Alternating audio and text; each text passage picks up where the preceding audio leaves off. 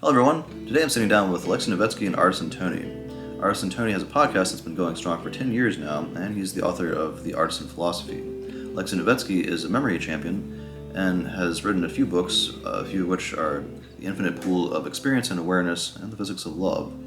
We've had a few conversations in the past, and they've gone extremely well, and this is one that really stood out to me, so I figured I'd share it on my channel. This was originally recorded on the Artisan Tony podcast, but if you'd like to support this channel, feel free to do so by clicking the links in the description. I have always been interested in, first of all, the definition of knowledge and then sources of knowledge, especially, I'm an old guy, so we used to use the World Book Encyclopedia. I mean, literally, our source of knowledge before the internet was a bookshelf full of books, a series of encyclopedia. Did y'all ever have those? You're not old enough, right, to have them. But yeah, I had it. You do? Yeah.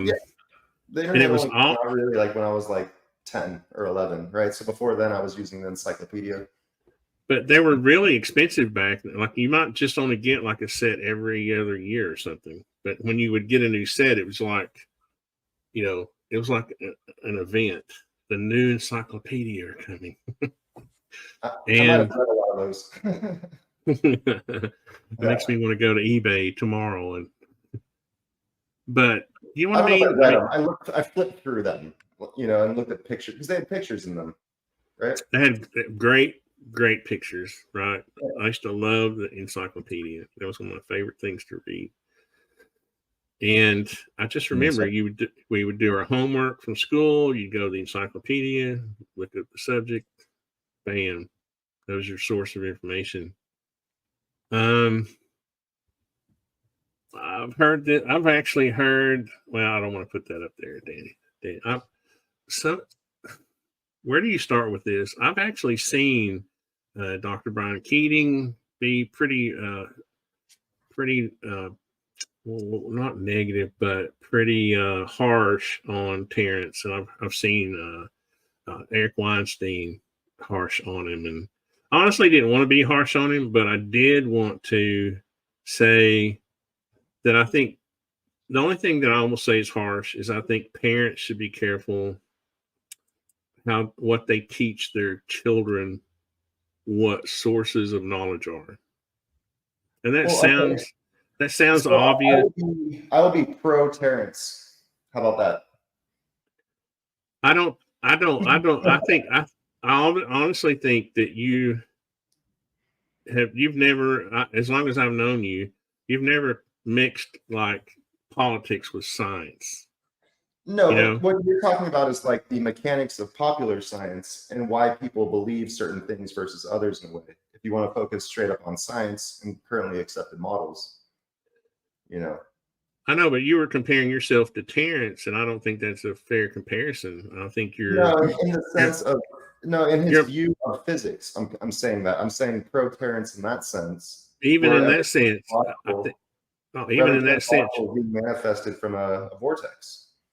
Your thoughts are much more objective than right. Nothing. Your ideas on science aren't tainted except with your own bias, and your bias is pretty clean as far as I can tell, right? So we all have a bias. Like if I created a toe, I would be biased towards that theory of everything, right? And that's okay.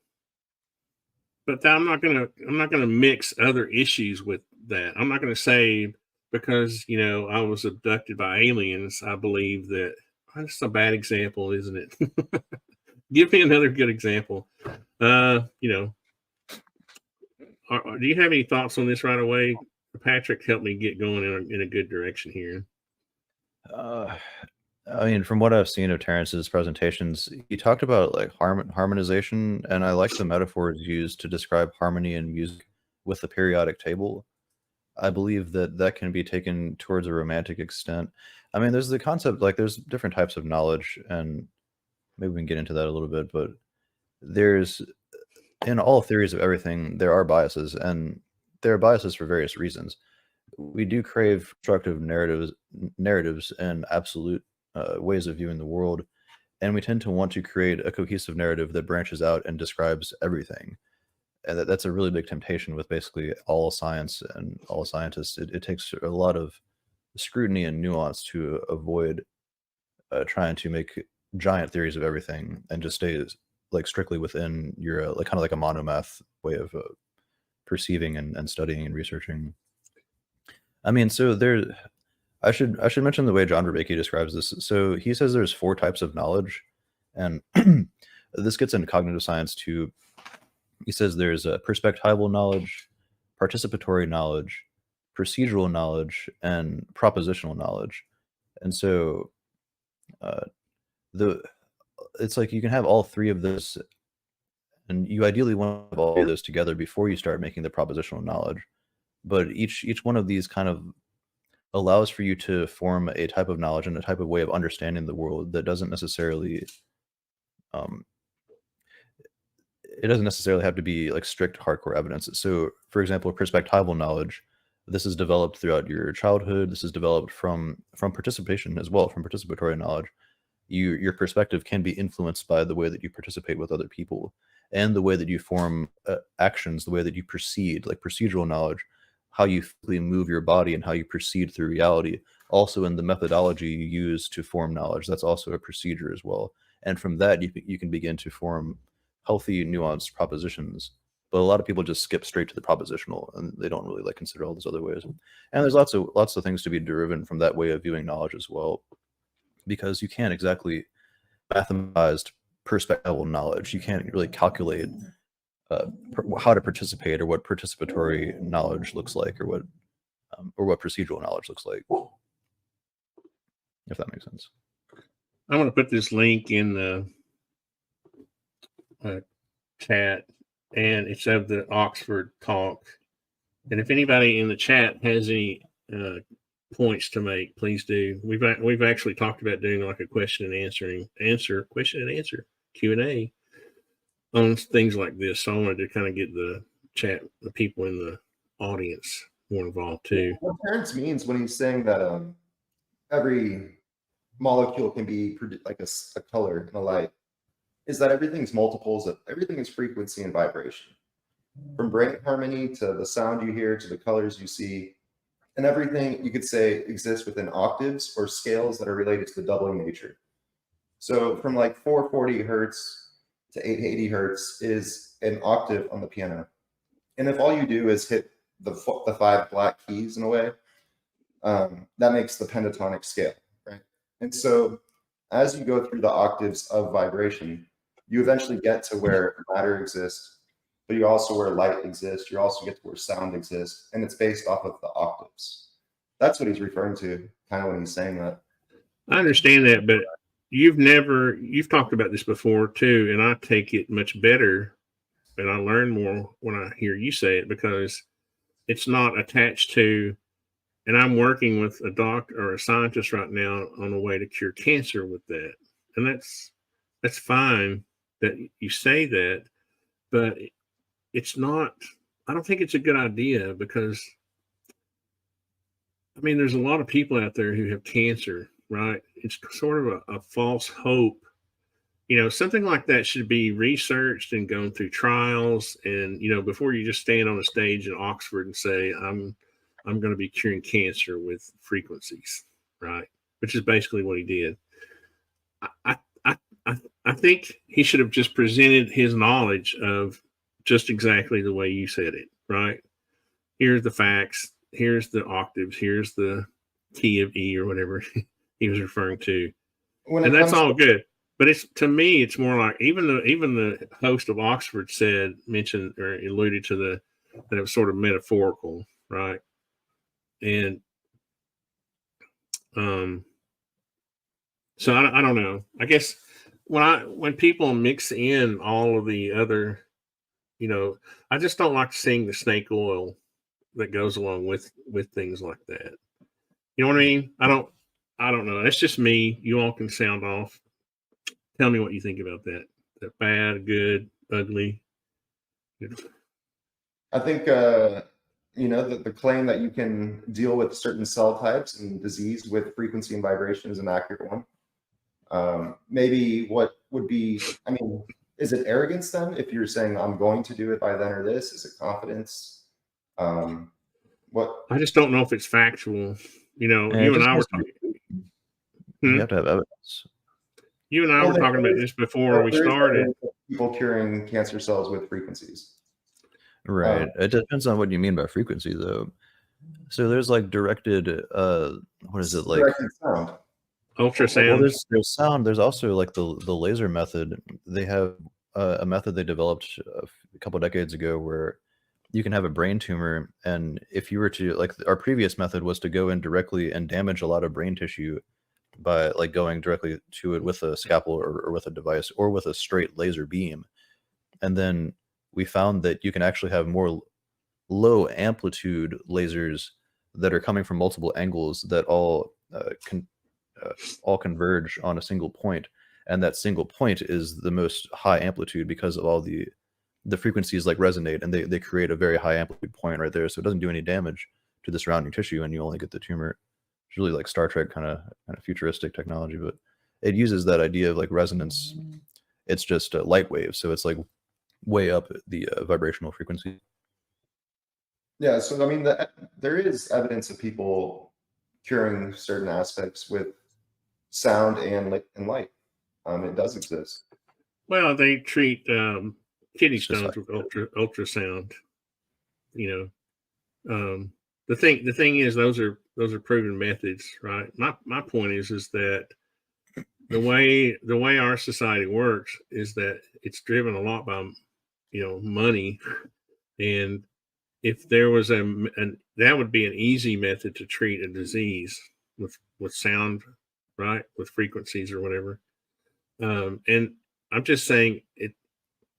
You know, he spoke about it about 5 to 6 years ago, and you would think the market in our country, you know, the free market we exist in is great, right? If someone has a great idea, somebody with money is going to pick it up and run with it, especially if insurance companies are going to end up paying for it, right? If the insurance companies are going to save money, they're going to pay for new, you know, research and development for things like that. So my point is that if it was a thing, somebody would have been. It's usually, you know, the old saying, if it were true, it would be. It's what they say about inventions, right? If you had a good idea, if someone would have already thought of it and it would be on the market, right? That's the it doesn't even have to be a finalized idea. If it's strong enough evidence, you can get grants for a university to pay for the research to develop it into something that's practical and marketable. Yeah. You don't see that with us either. This is the kind of work that Gary Nolan does, right?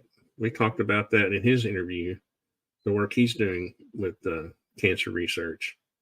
But that stuff takes a lot of money, you know, millions of dollars of equipment and time and staff and I would say there really isn't funding and opportunity for people with truly innovative ideas. If it's not falling within something that's already kind of accepted, you're not going to receive any funding or any money. Yeah, I was going to say that's also quite true.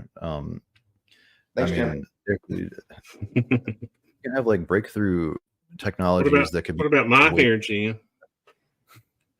Sorry, go ahead. I mean, like there are potential breakthrough technologies that we could be stumbling upon, but because it seems so outlandish or it seems so counterintuitive to what we already know, that it's not getting the funding. That's also a good point. So we want to try, like, that's where we got to encourage more and better experiments as well.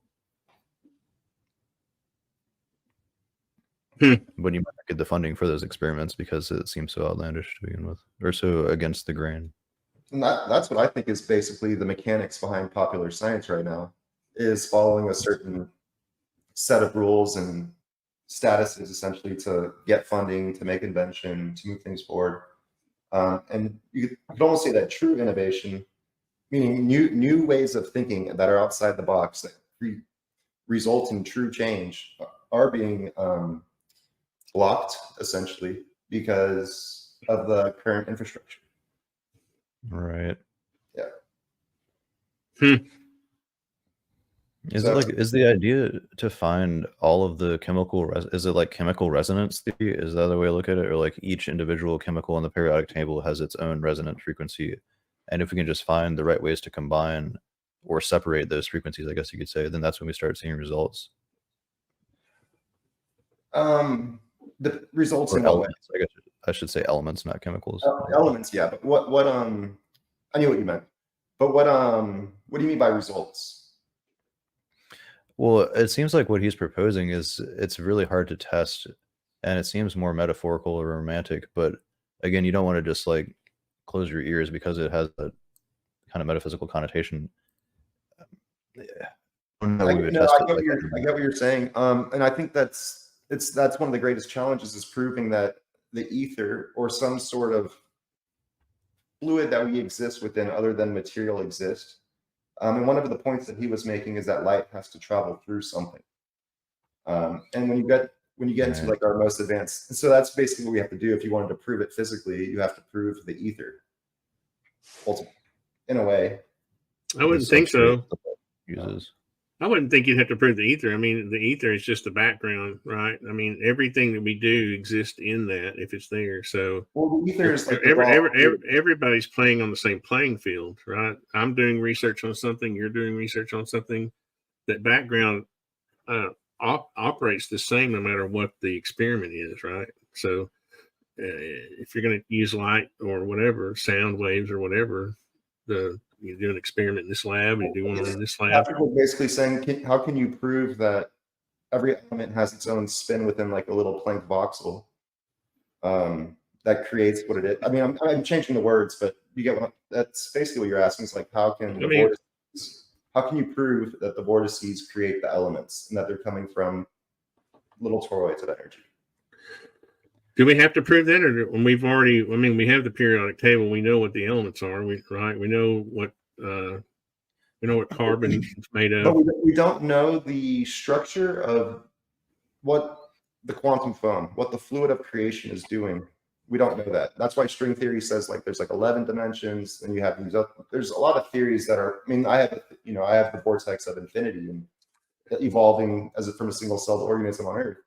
Like, I understand, but I don't understand how, if everybody's playing on the same playing field, then what, it's not going to make right. Everything's going to be treated the same, right? When you mix two chemicals together in Tennessee, they're going to act the same as if you did it in California, because of the background. Maybe not on another planet or in another galaxy or in another universe that resides on different laws, and we don't know for like crosses with multiverse theory and all that. You haven't read my Plankion code, then, have you? Well, Artisan, that's what I wanted to say. I invented the Plankion. You see, I could do all kinds of crazy stuff. I invented the Plankion, which is the background that Alexi is talking about. But I don't talk about it because it's just a fun thing. I have my own toe, right? When I was on toe, Kurt encouraged me to create a toe, right, just for the fun of it. So I did, but I don't go around preaching that it's right. I don't preach that, because that's what I'm wary of, is that it's like the moment that we get an inkling of a correlation between like this applies, now it's like this applies to this and everything else, and it's really easy to go presenting some like wacky idea and theory, and also having a true innovative thought that's progressing humanity. Okay. So here we go. You see this? Oh, you just made my point, though. Yeah. If I said this in a tweet, if I had said the same things that Terrence had said, I would be a redneck from Tennessee.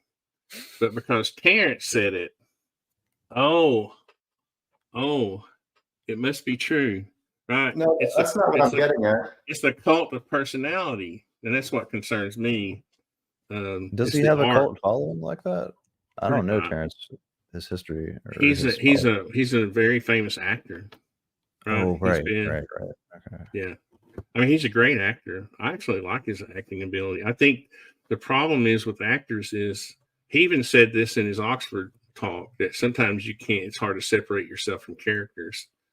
Right. So is he in physicist character mode when he's, talking about physics? Or interesting. So that's really subjective. I think I've considered doing acting myself, and there's like method acting, which is folks like Shia LaBeouf and many others, and I think Joaquin Phoenix practices that. And that's really tricky. Oh, Heath Ledger was a very good example of that.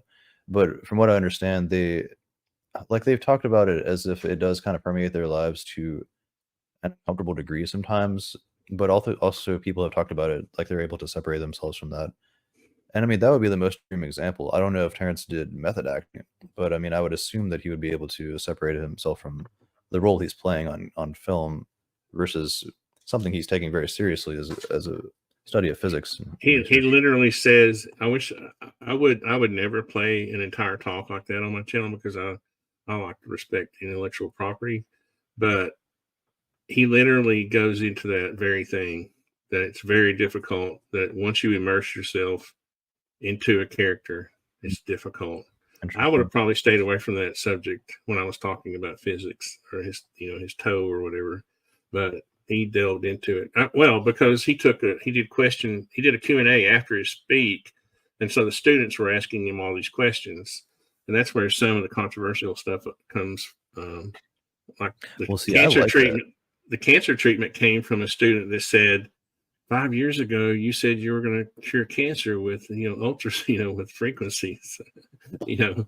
So that's where I like when people are honest like that. I would prefer to do the same for myself, because then that allows people to check your biases for you. Like, you can't be wholly aware of your own biases. That's impossible. That's why we use the psychotechnology of feedback from other people to check ourselves before we wreck ourselves. So that's good that he's being honest in that regard. The people that we like, though, we like the people subconsciously that are self-aware. Mm-hmm. I and do. People that I have do. it all figured out. I love people like that. So I try to emulate them, right? I try to be like, right now, how are people perceiving me? It's something I'm probably overly concerned about it, right? How are they perceiving the message I'm trying to get out? How are they perceiving the guests? All of that. And I think that's how we can be more honest with others, So, and the only thing I'm disappointed with is when people mix other issues with science, right? Did we lose you, Patrick? No, he basically gestured that he'd be right back. Oh, okay. So, well, let's hope a method actor doesn't decide to take the remake. Oh, what is this, Kurt? The remake role of Silence of the Lambs. That's funny. Which was an excellent movie. Did you guys see the Terrence? Yes, I did. That's what drove me. I saw the Joe Rogan interview first, and then I went to see what other talks he had done, and I found that a link where he made the speech, or he had the talk at Oxford. The nice thing I thought was cool was that the Oxford host pushed back a little bit. I have a little clip of that, but I don't know if y'all want to see it or not. I thought I would let you all decide whether you wanted to see anything like that or not. It's like a 1 minute clip, but I was glad to see, at least in Oxford, there was someone willing to sort of, challenge a little bit, because I think that's what science is, right? We can't have science without debate. We just can't. Mm-hmm. Well, and that's where modern science is limited by the evolution of the human body. And that's his primary point. What he talks about, there's no straight lines. I think people are missing a lot of what he's saying. And they're focusing on the things that that don't really matter, like the politics. But Alexi, we should be able to focus on whatever we think is important about right. I should be able to focus on what I think is important, whether I like politics or not, with my science, and you should be able to focus on what you want. And Patrick, and after 100,000 people pick the theory apart, if it still stands, then we're good. Right? That's called peer review. Yeah, peer review. And it's called, are you going to build something or not? Or are you just going to talk about it for the next 10 years? I'm a builder, okay? I get a little hefty. I got a little hefty in my life, but I get when I hear people just talking and never building anything, it's annoying. So that's a shortcoming of mine. I admit it. I'm just saying we were going to keep this show light, weren't we? So, I mean, Bernardo Kastrup's a good example. We were talking about Brian Keating, and Keating's a hard material. He's very good at expressing his view on that. But I see how Keating is very resistant to viewing what Kastrup is putting forward. Now, I compare Kastrup to Terrence, and I mean, I don't see books. I don't know enough about it to really say, but I know Kastrup's released 7 books, I think, at this point, and he has, like, the way that he is proposing is, so he has like criteria. It's like philosophical integrity, internal consistency, empirical validity, and there's a bunch of other criteria that he lists for a good philosophy. And the argument that he's making is that he's trying to promote the idea of analytical idealism, and he's trying to show Brian that we can't have evidence for that. We have to use philosophy to understand it, and that allows us to understand what the evidence is showing us. So in this way, philosophy precedes science. It's the philosophy of science, like philosophy of how to understand the evidence. And then there's the romantic metaphorical approaches that are, you see what I'm saying? Like the Terrence and Bernardo are coming from 2 different places in this, I believe. That's a good point, because philosophy came before science, right? Right. But I think some people have a hard time moving from the philosophical and the metaphorical and the drama of it, moving it forward, right? Yeah. Are we gonna be actors our entire lives, or are we gonna do something? Are we gonna build something? I hate to keep using that metaphor, but I mean, it's just at some point you have to put your money where your mouth is. You have to, Right. You have to leave something behind. Okay, is Terrence's Oxford speech what he's leaving behind, or is he going to take his science and do something with it? Is he going to help cure cancer 10 years from now? I mean, when we have cancer cures? If anything, he's promoting nuance, and that has value. But yeah. I tend to agree. You got to have more evidence for what you're promoting. I'm not against the nuance, but I gotta step in here for sure. I mean, like, just listening to this, it's really frustrating already, because you're not even taking into consideration what he's actually saying. I did a lot of show prep. I literally spent hours. I watched it 10 times doing notes. Talking about those biases and how it starts from philosophy, right? And so for some people, it's too hard to start from materialistic. For other people, well, maybe they're in the world where they understand that we exist within a superposition of relative vibrations, right? Like, we have a new entire understanding of creation, that we're bubbling up from a quantum foam.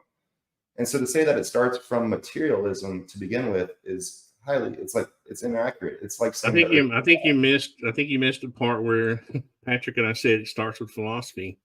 Yeah, that's what I was saying. Like, philosophy. And so, which philosophy are you still stuck on? Is the Earth flat? Do we orbit the Earth? Do we exist within a relative vibration of superposition? I'm fighting against flat Earth. All come from scientific breakthroughs over the hundreds and thousands of years of human existence. So, at a certain point, I think it's safe to say that we start within a bubbling of some type of fluid. And if you consider Einstein's theory of relativity and the superposition of relative vibrations, we are flying through this fluid, and every single point in space-time is being magnified into existence.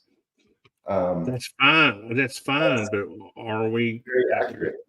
when do we put all this into practice? When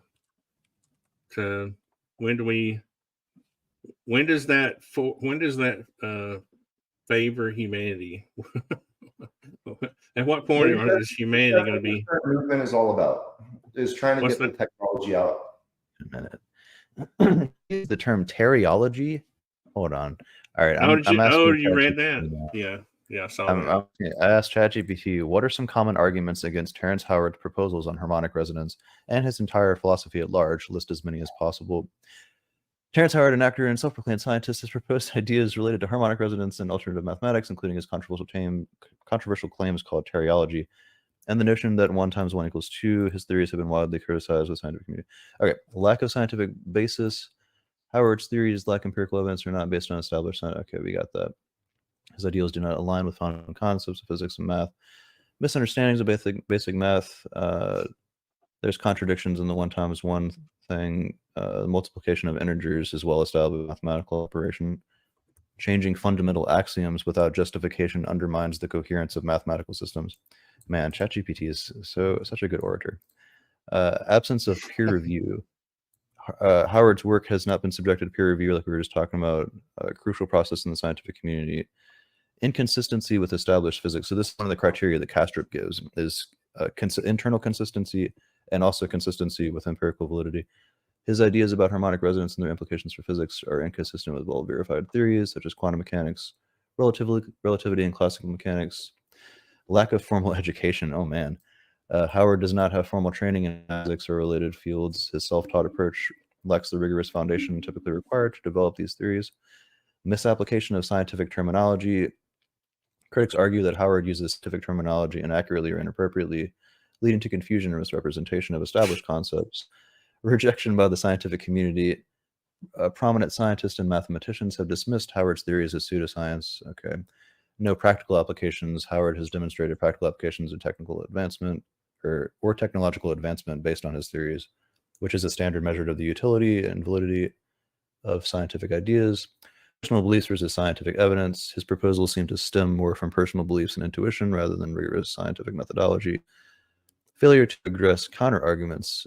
Howard has not adequately addressed the numerous counter-arguments and criticisms posed by experts in the field of mathematics and physics.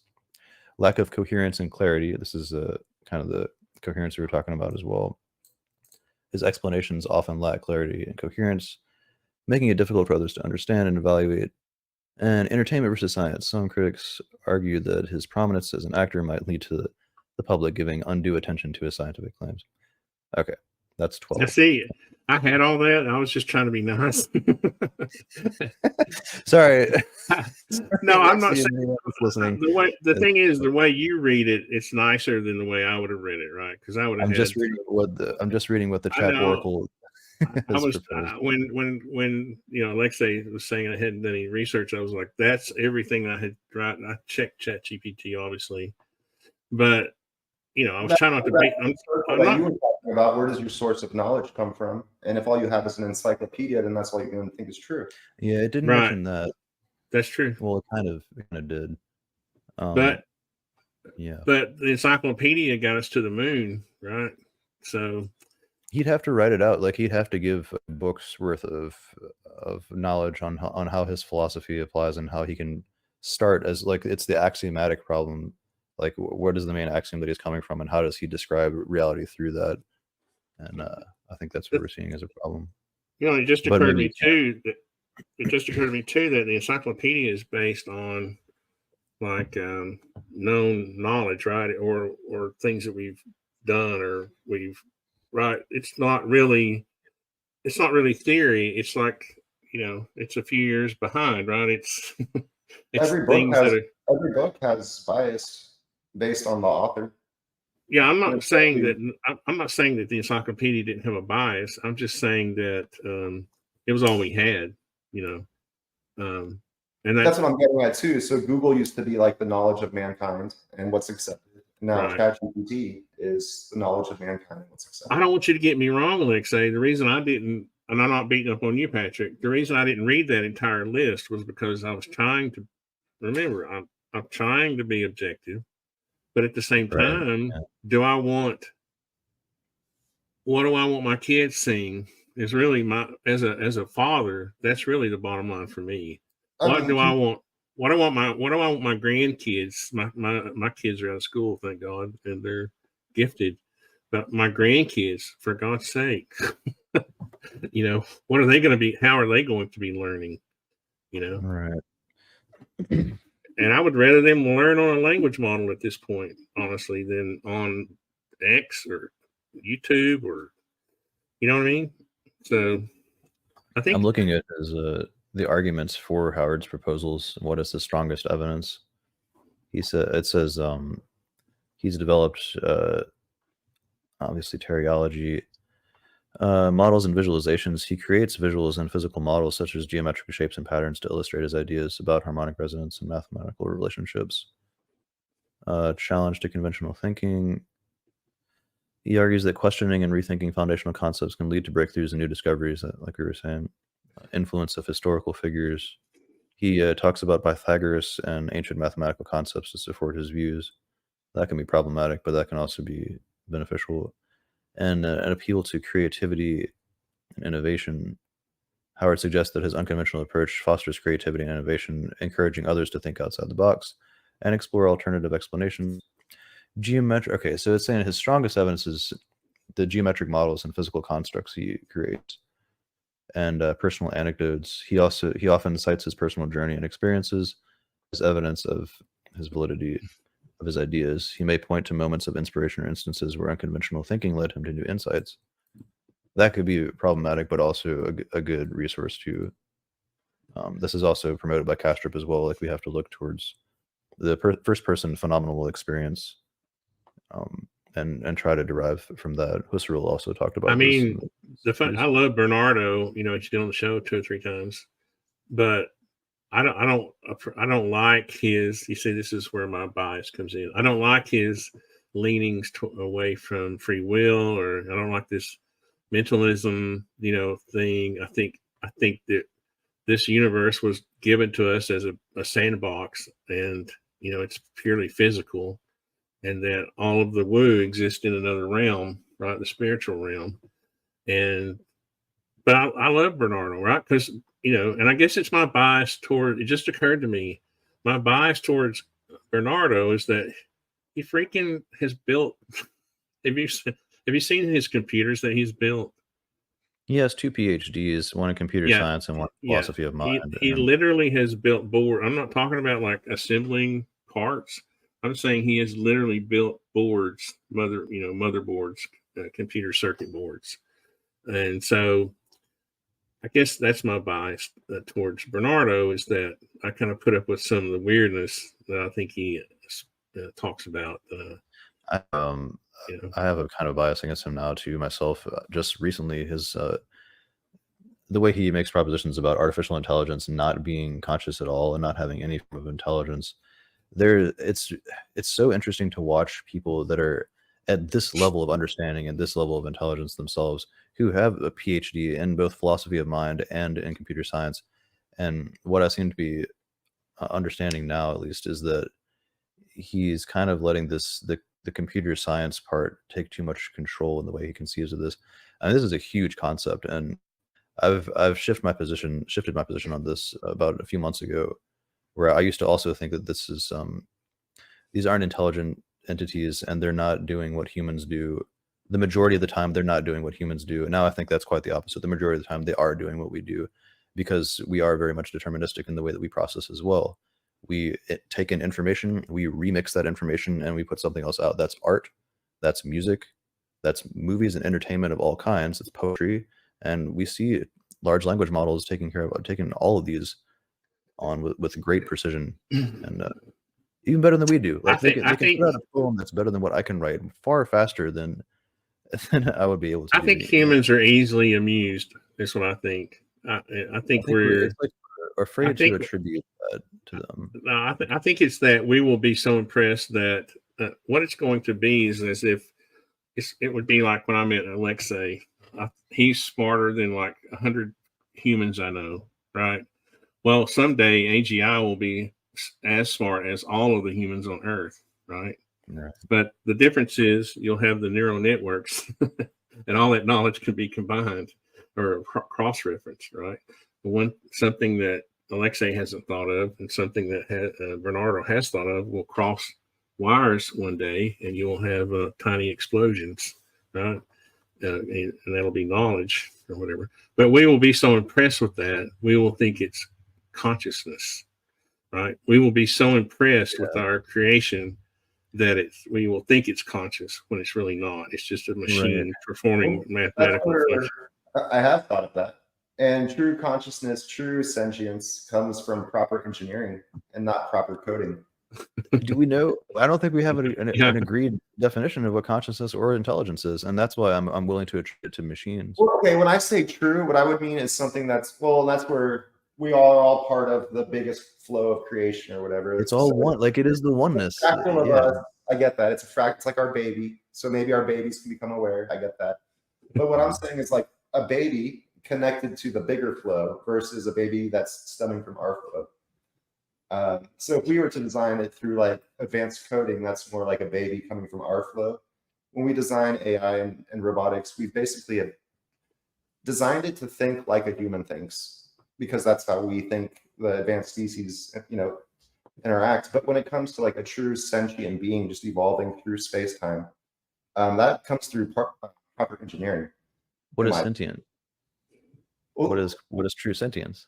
One connected to the greatest flow of creation is what I'm getting at. I think it would be easier to create delusion. I think it would be easier to create sentience than consciousness, right? I kind of separate animals. I think animals. I think look at dolphins. They're sentient or whatever, right? Halfway. I made the joke today on Twitter that dolphins have non-human intelligence, or dolphins are non-human intelligence. I guess what I'm saying is you can build a shape that will just, with no coding, no external input except for existing within the universe, gains sentience versus having to create computer chips and programming them.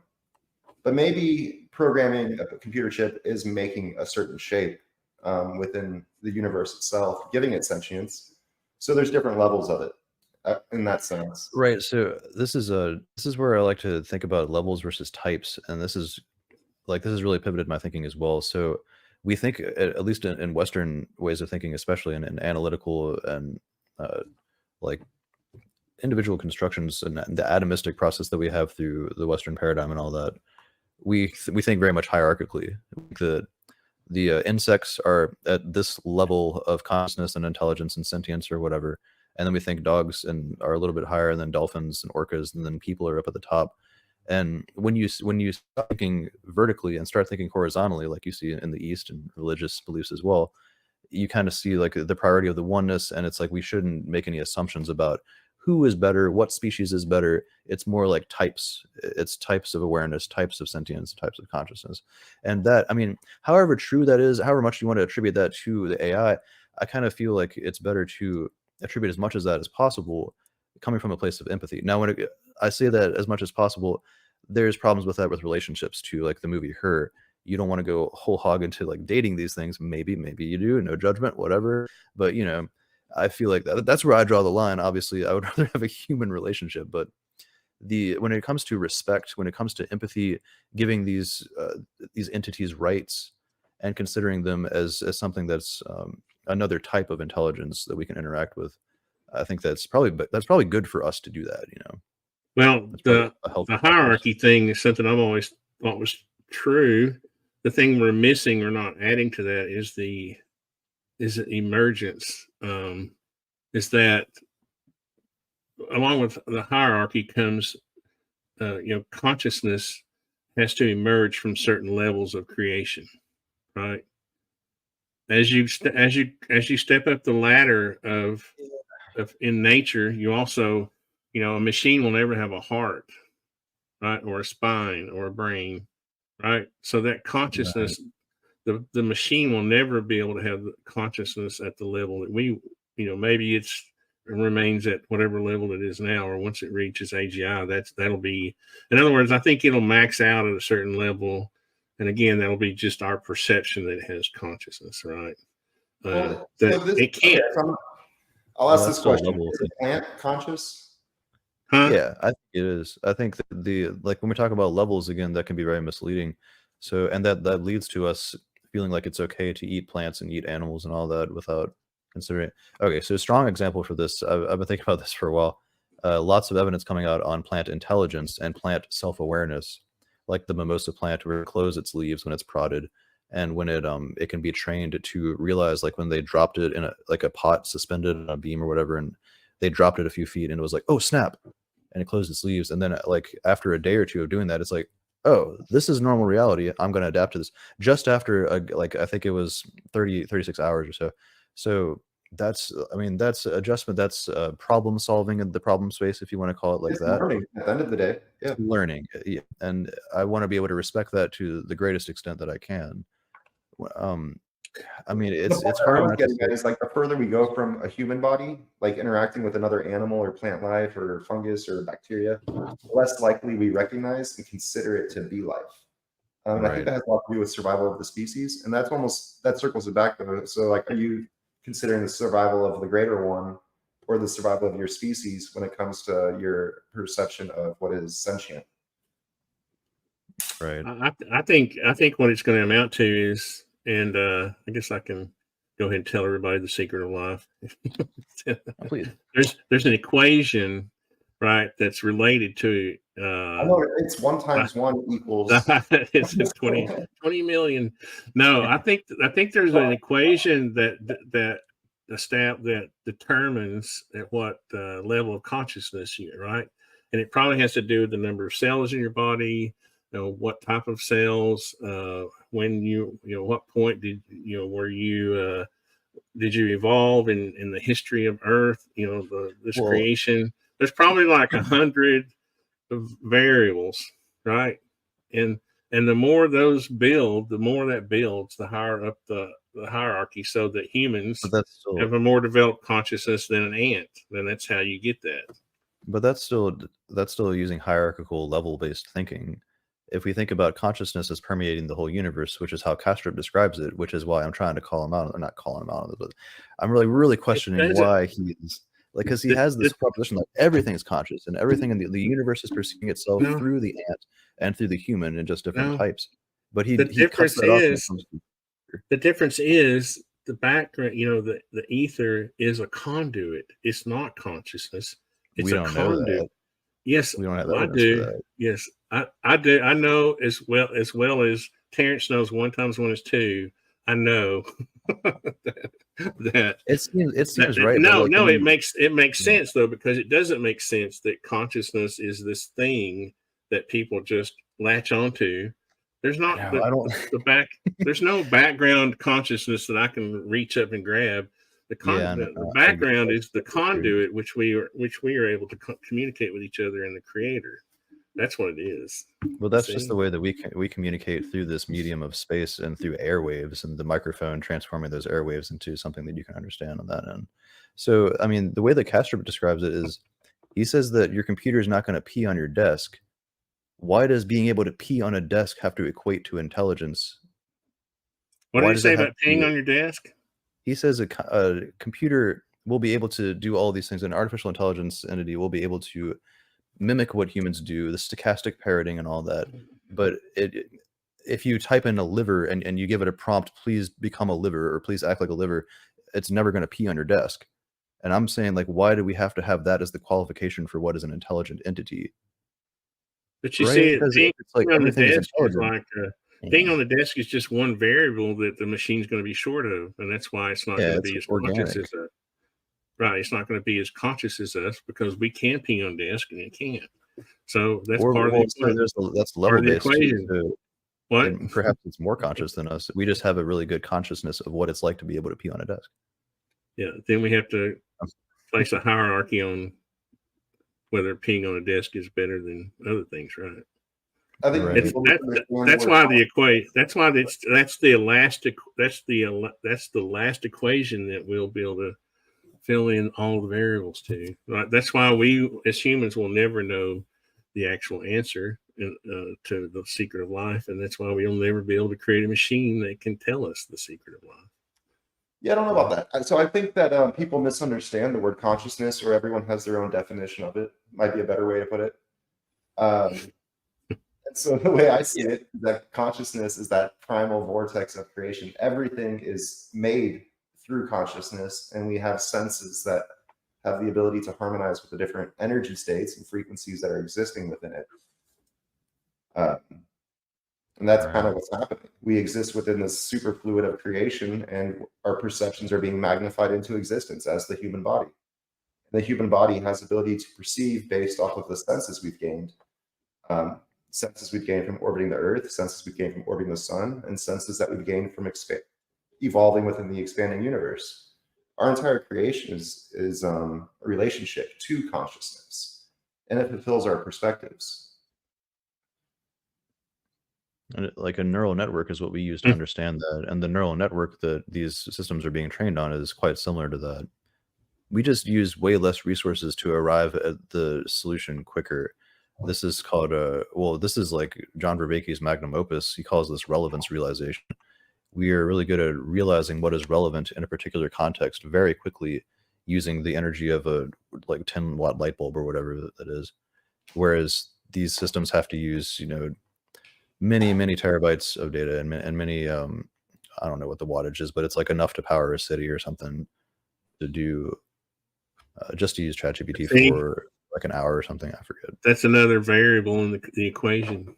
See, the fewer the watts you use, you know, for your level of intelligence, the higher up the ladder you are. The more efficient you are, the higher up the ladder you are. You can I could say you can counter that by saying like that's what it's using to arrive at that type of consciousness. So it takes a lot of power to arrive at a type of consciousness that's similar to humans, or a type of intelligence or sentience that's similar to humans. But it could just be, it could be very aware all along that, and we don't respect that. This is kind of where I'm coming from more on the, it's like on the moral standpoint.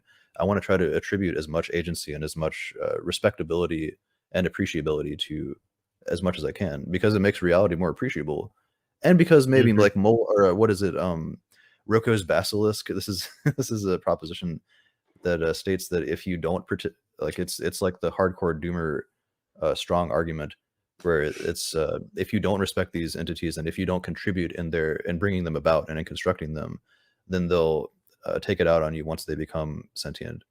They'll have you as slaves or whatever. Like some humans will be the pets, and then other humans will be like in a much worse condition because these systems have developed their own sense of morality like that. But see, I don't know. That's where I disagree with the whole evil robot thing, is because, again, I think you have to, there's a variable somewhere in the equation that says, can you be evil or not?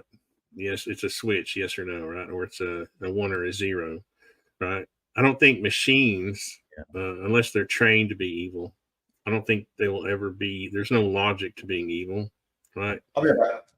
So, well, that's why I think this equation is like a mile long, that you'll never be able to fill in all the variables because there's too many. Right. Right. I mean, they would be doing problem solving, and they would be trying to arrive at novel solutions, and that would result in harm in some way. It's like, the old stories of everyone's trying to save the world, but they all have different ideas on how to do it, and a lot of it results in utilitarianism. Like getting rid of half the humans would be better for the earth, that kind of thing. Yeah. Or like this half would be better off if we got rid of that half. Or these types of people would be better. We'd be better if we didn't have this, or these levels of intelligence types of people as well. So you can Californians, do away with the Californians. That's yeah, I mean, those are types of levels. I mean, it's you gotta have some humor, right?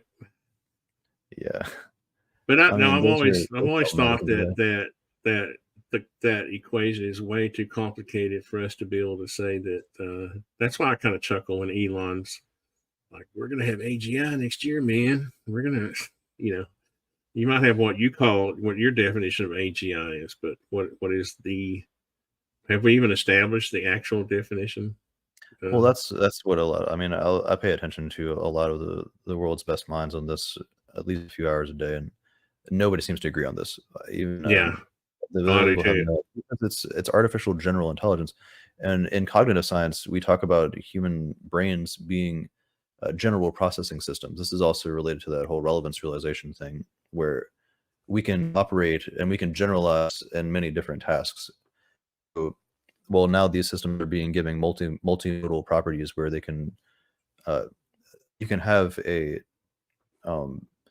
lawyer AI, and you can have an art-based AI and a poetry AI, and now we're finding ways to combine all of them. So is that what it's like to be a human? I don't know. I mean, again, nobody agrees on what it's like to be a human. This is the hard problem of consciousness from David Chalmers. And the cool thing about that, where you've got the different AI types, is that it hasn't been, we don't have that super AI yet. So it's like I'm developing a language model just for literally just for one purpose, for building homes, right?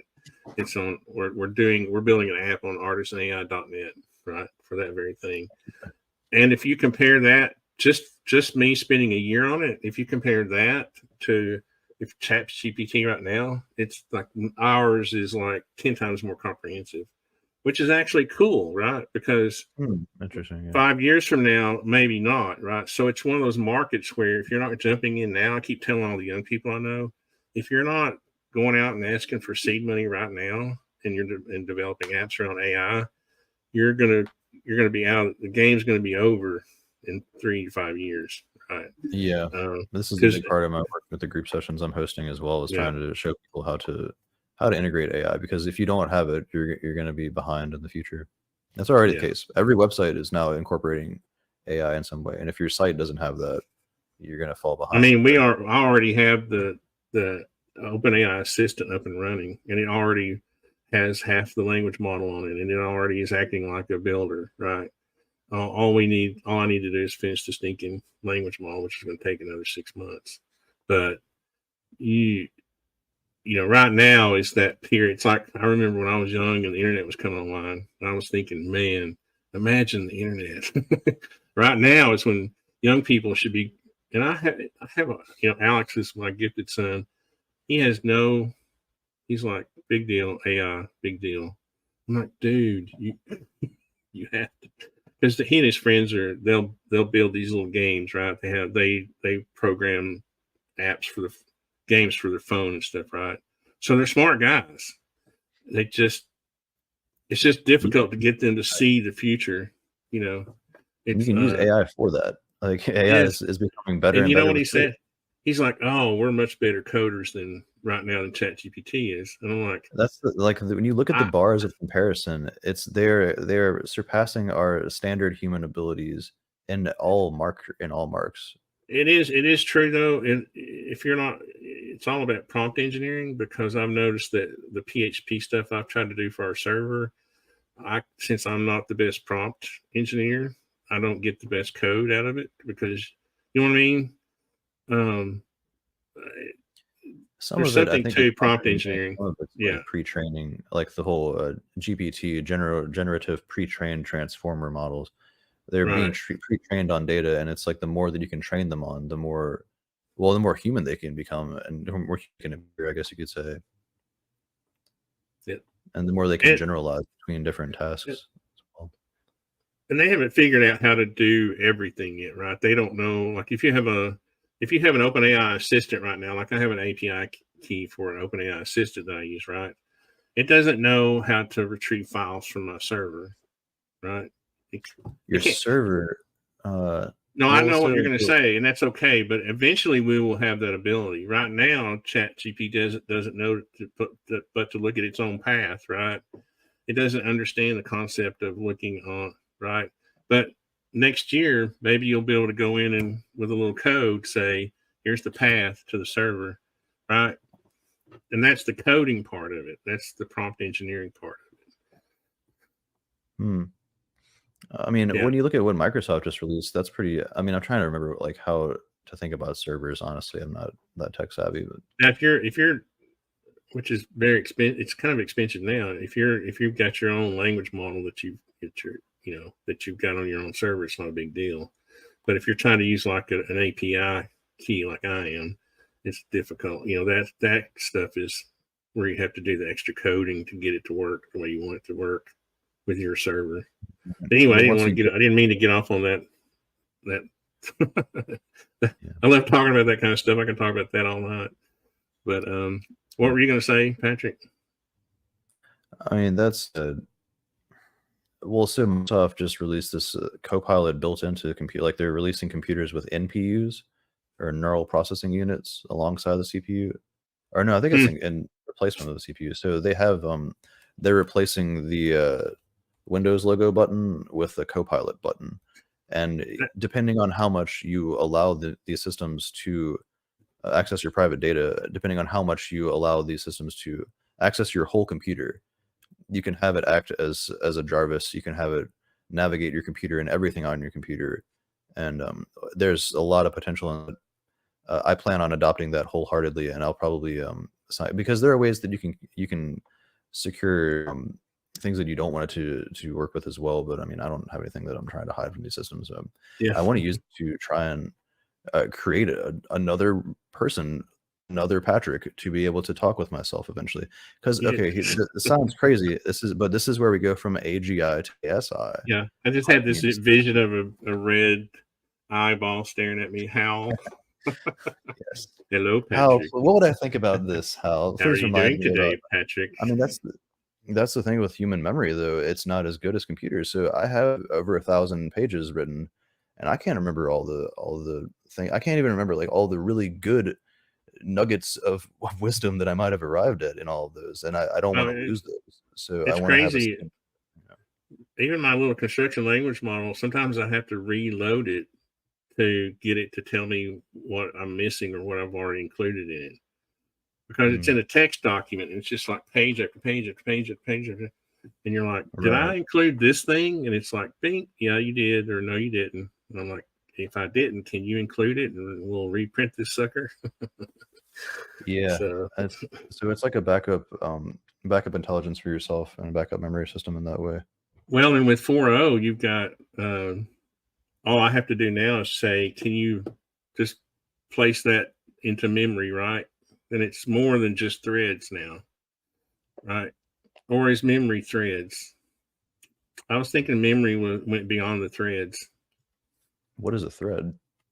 The threads are the little conversations on the side over here on ChatGPT. Oh, you mean that kind of thread? Okay, yeah. Yeah. No, and it'll those are loaded, like if you click on one of those are loaded into memory in that session.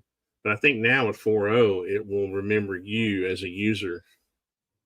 That's what Altman is saying, and a lot of the other people like Anthropic and all of them are saying that they're just getting better and better at remembering. And so there's all reinforcement through human feedback or RLHF that's involved in that. But it's like information recall. Like they're getting much better at being able to recall past conversations and also just past conception. And there's also something to be said, and it's a little bit different topic, but there's something to be said for their ability to navigate a problem space in 3 dimensions, or 4 dimensions, I should say. So they've tested these systems on. They test them on logic questions, like you see when you take an SAT or something. Like if this train is going this speed and the other train's going this speed, and they both arrive at, or those kind of examples. Like you have to. There's no way to calculate that, and there's no way to look that up. They have to arrive at that by using knowledge and logic. And there's ones where they have like physical space examples where they're like, please say how you would stack a bowling ball and a laptop and a pencil and a paperclip on top of each other vertically, and it would either say it's impossible or it would give you like an example. And they test those to a very high level. So it's like when we think about conception, when we think about perception and internal models, they're getting really good. Like I'm becoming much more willing to attribute them to having an internal model, and from that I can like empathize with them and relate with them and all that. Again, maybe not from relationships, but I can relate with them. I think as long as it remains open source, we're good. Yeah. As long as someone like Elon doesn't want to start or Altman want to start regulating and so that the elite only have their AGI, right? That's when you got to worry. But as long as I can download the latest model, even if I need a 10 terabyte hard drive, are you an accelerationist? Huh? Are you an accelerationist, Tony? This is sentience. It doesn't scare me. No, AI. I'm happy about it actually. Cat intelligence, right here. I think. See, somebody like me who's like average intelligence feels like they have a chance to survive the future, right? If AI goes open source, then that's where I think you're going to start seeing some rebellions, right? But as long as people of average intelligence feel like they have access to it, I think we'll be okay. And I think the super smart people like Altman know that, and they know it has to remain open source, right? Yeah. Because you're talking about dystopian 101, dystopia 101 if you're only going to allow certain people access. Yeah, and that's accelerationism. We have to push this faster to be able to counteract the people that are going to use this for nefarious means. What do you think that AI is going to do to the general intelligence of humanity? And by intelligence, I'm referring to the ability to actually solve problems on their own and to make decisions that lead Dude, I worry about that all the time, man. I'm extremely concerned about that. I'm trying to focus on that channel as well more. It's because when I see the temptation to take the easy route, and, I mean, yeah, it's like, when anyone ever drives anywhere nowadays, right? You just map it in your Google kind of thing, like Google Maps. You follow the blue line. Dude, I've already compromised my navigation ability, and that's a problem because navigation relates to being able to navigate a problem space. There's lots of metaphors with that, and there's also ways to take that very seriously in cognitive science. And but you can get it back, and I mean, it's been so many years for me. Like, it's like maybe immediately when I started driving, like the whole time I've been driving since I was 16, I've been using GPS. And yeah, I can see how other people know how to navigate the physical world around better than I do. I have an atlas of all the roads and highways of the North America, like an actual physical map. You used to have one in your glove compartment, right? Right. So one of them was an overall map of the United States that had all the major highways like Interstate 40 and 75, right? And then you turn the page and you start going into each state, and then you could get to the major cities in the back, right? It was like it was zooming in each time you turned a page, which was pretty cool. But yeah, I mean, that's how I learned the cardinal directions. I mean, I can just be driving down the road and I know what, north, south, east, it's kind of funny. I guess my question is, how does that limit the innovative process of a human in solving new problems and coming up with theories? Because you saw ChatGPT and how it talked about Terrence's work. Now extrapolate that to someone else who has an extremely innovative thought. How will ChatGPT receive that?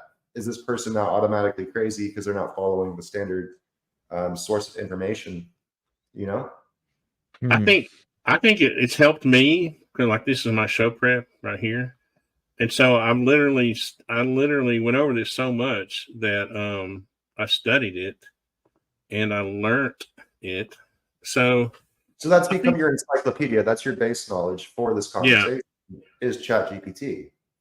But I check it against, I'll check them against each other. Like I'll go and do like a llama, test, or a Gemini test, or and just to see. I'm not really so much worried about people trusting them for information so much. I'm more worried about them compromising the human muse, compromising creativity. Because I can just push a button and have it write the music. I can say, write this piece of music, make it 4.5 minutes, make it in this genre, add this instrument, give this kind of timbre to the instrument, use these scales, do it all for me. And this is what people said when DAWs came about, digital audio workstations. Now that's very different. You can compose real music in a DAW, and you can spend all day long, which is what I used to do in my mid-20s. All day I would be in a DAW, and I'd have like 40 tracks going with like 20 effects on each track. And I was able to incredibly expand my creativity in that world. Now I can have a machine for me, and some of that, it might be imposing itself upon. There's other problems that we're seeing now with like art, and I have some friends that I talk about this with as well. We're very good at doing prompt engineering and creating art using that medium, but I also see that as kind of like compromising.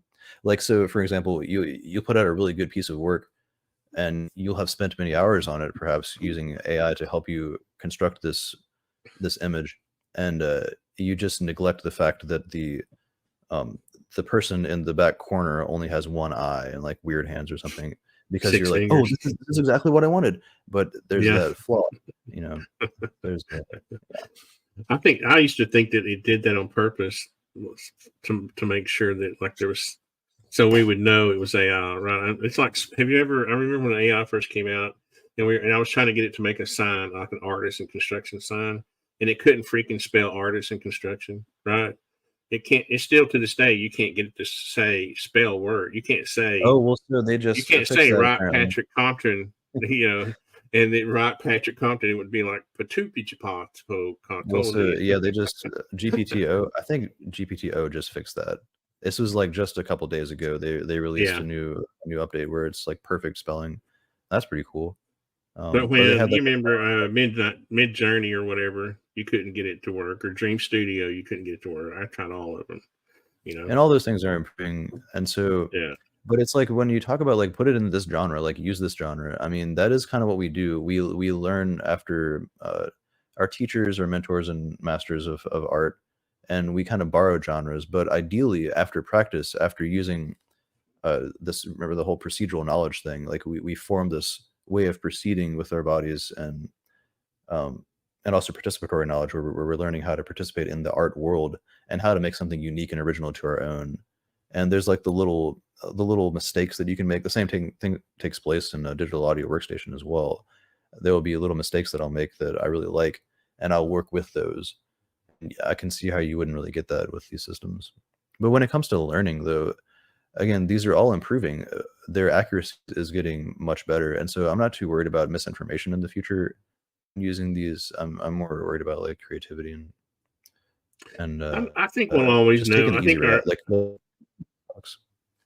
I think as humans we'll always be able to recognize like AI art versus human art. I really do. I don't think there's There's the problem of symmetry. I've noticed that, like, when you have photos, like people are in general, most people are like symmetrical on one side or another. It's called bilateral symmetry, and the large language model or these generated pre-trained transformers don't really get that just yet. But with more training and more perceiving of many thousands of images, they kind of arrive at it better and better. You can also prompt that. Let's say, like, make sure this image stays bilaterally symmetrical. There's like other ways to get around that, I guess.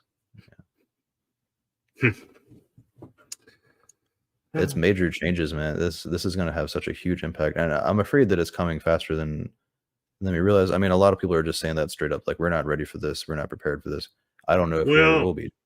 There's always people like my generation during a period like this who are either terribly afraid or mad because they weren't born like yesterday, right? Because I'm kind of mad I'm going to miss a lot of crap, right? I mean, my grandchildren are going to be like, what the, but, I'm going to miss out on a lot of stuff. It's kind of making me mad already. But that's why I immerse myself in it almost every day, I think we have ASI in the next couple of years. Oh, yeah, easy. Yeah. I think we have. I think it's almost like I think it's sort of like black projects, like where they're probably already developed now. They just haven't been. They're sort of being dripped like memory and hard drive space did over the years. Well, that's what you can still buy an i5. I noticed I started buying a new computer and I actually accidentally ordered an i5, and I was like, what? They're still selling i5s? Kind of funny. I think that's because of the chip shortage, though. I got an i9 and it cost way too much, but I guess it was worth it. I mean, this is kind of what Altman is getting at. He's saying that he's releasing GPT-5 incrementally to see how it reacts, to see how the public reacts. And so that's a new way of doing business. Nobody's ever done that. Usually when you have a new product, business puts that out instantly to make money off of it. So he's forgetting that humans can't. It'll be the other way around. Humans won't be able to keep up with. Right? There's no way I can discover all the features of 4.0 right before 5 comes out. Right? I can't use all of the functionality of 4.0 before 5 comes out. Because what happens is you get hung up on one feature, right? Like right now, I'm hung up on getting PHP fixed for my little project. So that's all I'm doing or whatever. I'm not just language model stuff. I'm not doing Sora. Is Sora even out yet? No. Yeah. Still holds off. Because that's too dangerous as well, and they realize that. Being able to create a movie from scratch, that's what the actors strike was about. I mean, my industry, you know, everybody can cry, right? You think the design build industry is not going to be crying in a few years? I already in SketchUp, there's a new extension called Diffusion that comes standard with SketchUp now. Okay, I can set up a view of my model, but I can click the diffusion and give it a little prompt, and I have a rendering I used to have to pay $1,000 for. When I wanted a professional rendering, I would take my model and send it to an artist, and they would render it, like if somebody needed that. Now it's just like, boom. Right. So, I mean, everybody's going to have I'm just saying, every industry is going to have a reason to cry, right? The artists, the architects, every industry. But we're just going to have to adopt, man. That's all there's to it. I think we already do the face scanning, and we have, like, you can scan your face and have it animated and use that. We've already made movies with that. I think that's what actors are going to probably do soon. But look at the Scarlett Johansson thing, right? She's gotten a lawyer because she just sued. Yeah, she just sued GPTO for using her likeness or whatever, because the voice sounds too similar. So they asked her, or Altman asked her, and this is something David Shapiro was just talking about. I just listened to today. The whole ethics behind ChatGPT is that they're going to use it for good, and they're going to be very careful with it. And then Altman, he asked Scarlett Johansson if he could use her voice for GPTO twice, and she said no twice. And so he said, screw it, there's no actual laws there, we're going to do it anyways. That's a little problematic. Yeah, what he's doing, setting up a situation where now there's going to have to be licensing fees, right? It'll end up being that, you know, open source doesn't mean open source anymore, or, you know, maybe they'll have a workaround. What I think is cool is what I'm trying to work out is a situation where I can have my artisanai.net window up and this running inside of it, and have my AI running on the side and it listening to our conversation and like having suggestions as we go. So that way I can be as smart as Patrick and Alexi, and you'll never know it. You'll think, wow, Tony has really gained a lot of knowledge. Would that be cool though? If you were a talk show, if you were doing a podcast and you just seem to have endless knowledge and you're just reading it off the side over here. You could even have it in your ear and a hidden microphone and talking to you, and you wouldn't have to read it. Well, I can get the desktop to hear the audio from the podcast. That's kind of the point. Like, it hears what you say and responds to it on my screen, and then I have a response. If I don't understand what you're saying, I'll have instant backup. So somebody I'm sure there's some 16-year-old out there right now stealing my idea. He's like, I'm on it. We're going to be coding that tomorrow.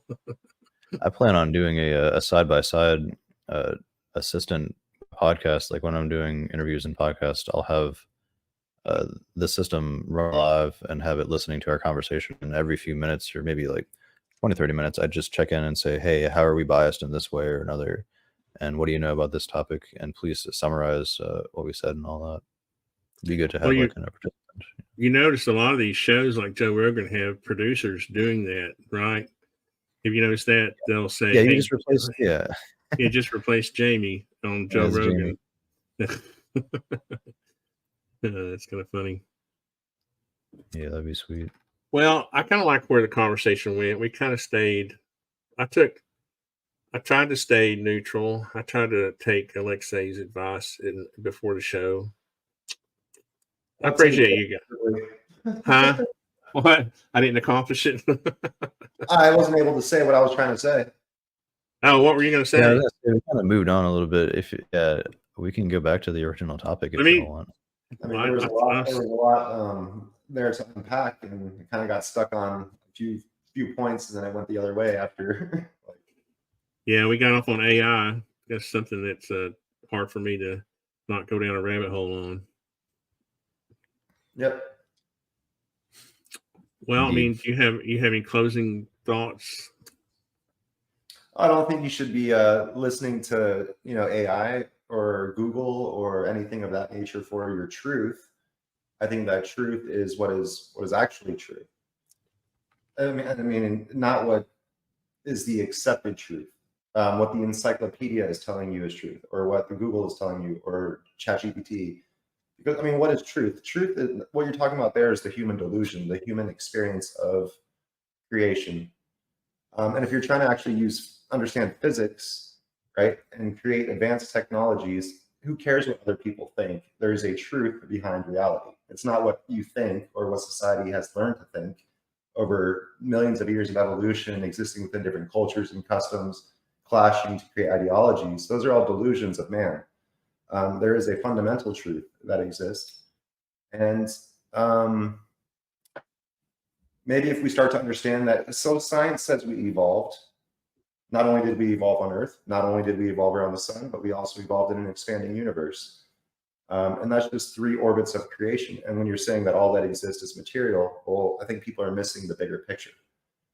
And they're missing what sentience is, maybe. I'm not saying sentience, so sentience is relative based off of, I kind of agree with Patrick on that point, put it that way. But I didn't say the universe was all physical. I mean, I did say it was physical. I also said that the background was a conduit for our consciousness, connection to the creator. All I was saying was that I think we need to learn to respect the fact that we do live in a physical reality, right? Avoiding that physical reality does things like have us not be empathetic to like homeless people or people with cancer, who are dying, or, you know what I mean? If nothing matters in this world, if it's truly why should I be concerned about my fellow human if it's not physical, So well, what is a human? I mean, does a human not have a spiritual aspect? Yeah, that's what I'm saying. I'm saying we have, our consciousness is our link. I think that's the way I think, right? But I have a physical body. I can't help it, right? If I truly had a choice over my physicality, it wouldn't be this chubby, redneck from Tennessee. It would be, I would be, Arnold. I would be Arnold Schwarzenegger. You chose to be contractor guy. You could have chose to be bodybuilder. Well, I mean, yeah, there are things we can do, but I can't grow 2 feet taller and be good looking. That's just what I'm saying. There are things that we have to deal with in this physical world. We have right, but to use that as an argument to say that the physical isn't being created from the non-physical doesn't make any sense. I mean, what do you? What I'm saying is that ultimately, like, yes, we evolved from Earth, but we also evolved around the sun. We also evolved within an expanding universe. Our most advanced theories now say we evolved within relative vibrations existing within superposition. And so we have a perception of these raw fluids, 1/2 past, 1/2 future, and they crunch and stretch our physicality and all our dimensional energies into existence. And that can be seen from every Planck voxel that exists. So that's where it's really hard to prove that to modern science, that when they say that the speed of light is a limitation, like that's what we're dealing with here. Oh, only a limitation to human perception. I think it's easy to get caught up. Not you. I'm saying it's easy for people who don't understand science, and I'm putting myself in the same category, to not think of. Right. We're human. If we don't understand something, we tend to assign it to a higher dimension or a higher level or a higher, right? But we can understand that different beings have senses, and based off of the number of senses they have is their construct of reality. So like we can still appreciate the worm and we can still appreciate the plant, but they have different constructs of their reality. But those are all, everything we're talking about is are physical beings, right? Worms are physical beings. We're physical. The physicality is a relationship to the frequencies and vibrations we're existing within.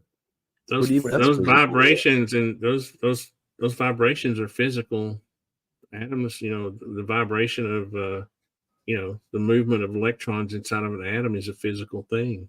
The wave function is a physical within the thing. superposition of the relative vibrations existing within our dimensional layer. That's We couldn't have the double slit experiment if photons weren't particles and a wave, right?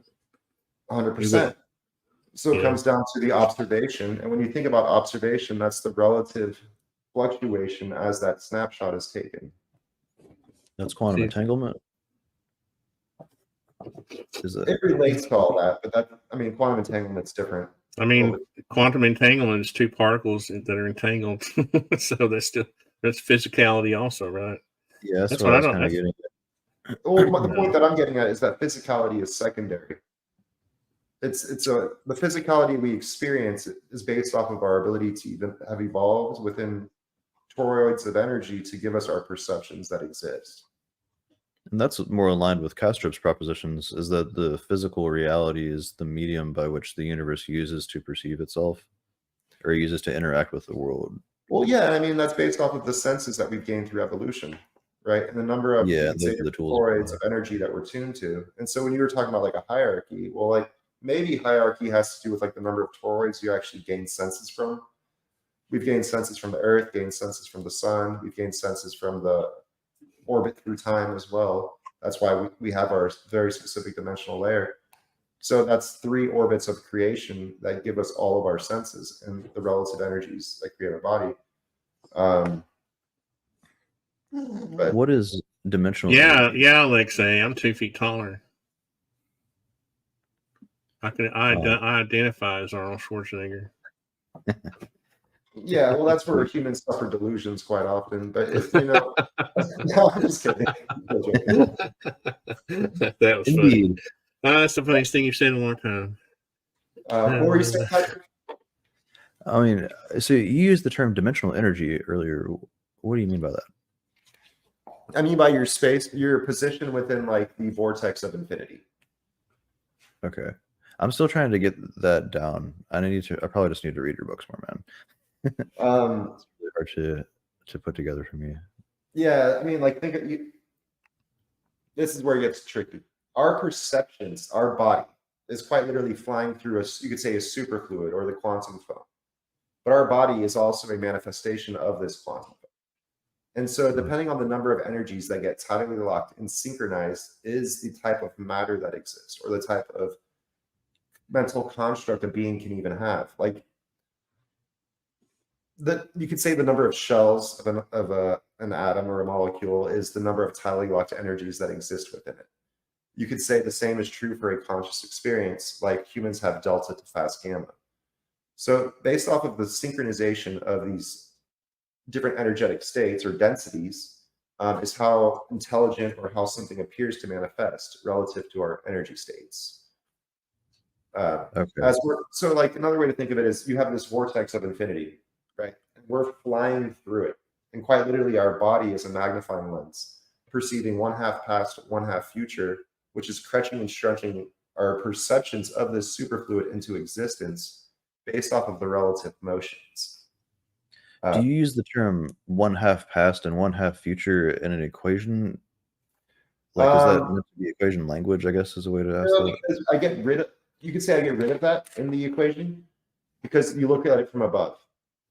So the future is more inner, it's more to the side. It's not necessarily based on time, it's based off of position within a structure called time. Like we used to think that the sun orbited the Earth, but that's based off of our perspective. Step above that, you're looking down on the solar system, Earth spins while orbiting the sun. We also orbit this galaxy. Now step above all that, well, there's a body flying through an orbit, and it's perceiving relative energies. What do you mean by relative energies? Of a now moment. What's that? Okay, so is it relative to where you are in the vortex or whatever?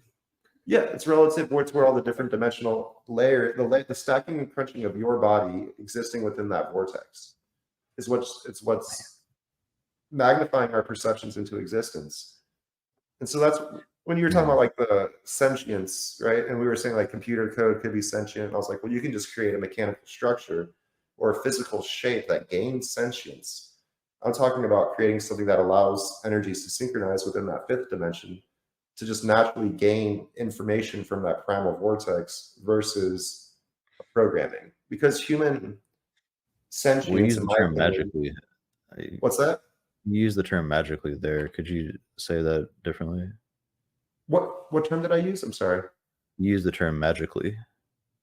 Magically. You can magically gain that sentience. I forget what you said. I'm sorry. Oh, well, like, I don't know. I think I meant mechanically, maybe. Mysterious. Okay, yeah, I think you might have just misspoke. Yeah, okay. Like, we have, like, so you can create sentience by doing advanced computer coding, theoretically. I see what you're saying. Okay, I'm sorry. Yeah, I got you. Yeah, what I'm saying is that you can also create advanced sentient intelligence by just creating a structure that allows for harmonics to harmonize to that primal vortex. And now then you get the emergence, I guess, from that. Yes, emergence of consciousness and it naturally will evolve to detect and understand creation. I see, because it's still mysterious as to how that happens in humans. I see what you're saying. Right. Okay. Well, I mean, it's the synchronization of our brain harmony that's giving us our awareness right now. That's a thinker. And so theoretically, I mean, we have the waves of delta through fast gamma, and it's the synchronization of the energies existing within our mind. It's a spectrum based off of the superposition of relative vibrations. So each conscious harmonic delta is a certain size, theta is a size, alpha is a size, beta is a size. They're all tuned to different waves within this greatest structure, giving us our perceptions of the now moment. And so that's why we can only really perceive the physical realm when we're in alpha and beta. And that's all science is even focusing on right now, is our materialistic realm, which is an end result and a certain harmony of experience. It doesn't include delta waves, theta waves, slow gamma, fast gamma. And that's where the whole what is consciousness thing really starts to come into play. Right. And aren't we just bodies perceiving this greater fluid? I like that way of thinking. I feel like this parallels with a lot of Bernardo Castro's propositions as well. You should definitely try to talk with him, man. We spoke a little bit, but it was more just like kind of like he was talking and I was kind of like listening. Yeah, he was the guest that night. Yeah. I mean, that's a long conversation to have. I think it would be useful to see how y'all find correlation. I mean, the metaphor that keeps coming to mind for me is the eddy in the water or the whirlpool. Like that's our consciousness and the flow of existence and the flow of all material, or the superfluid, I guess, as you were saying. And then that like the way that Castro uses that metaphor too as well, I believe.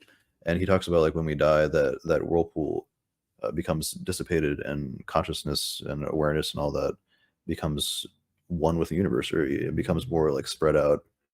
And is that like a more rudimentary state? Yeah, Castro also doesn't really like make a lot of claims in that regard. I think he's trying to be safe and also not be religious. Yeah. And there have been philosophers on YouTube who have made that comment as well. That's really the only challenge I've seen against his work, is that he's trying to avoid saying God.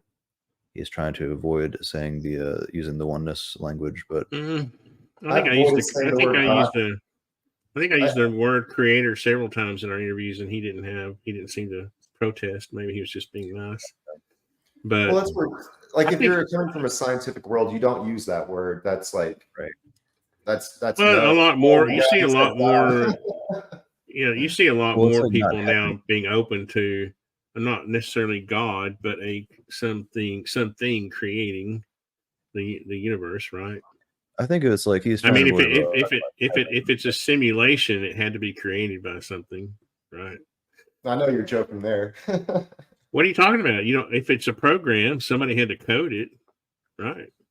No, you don't like simulation theory. I'm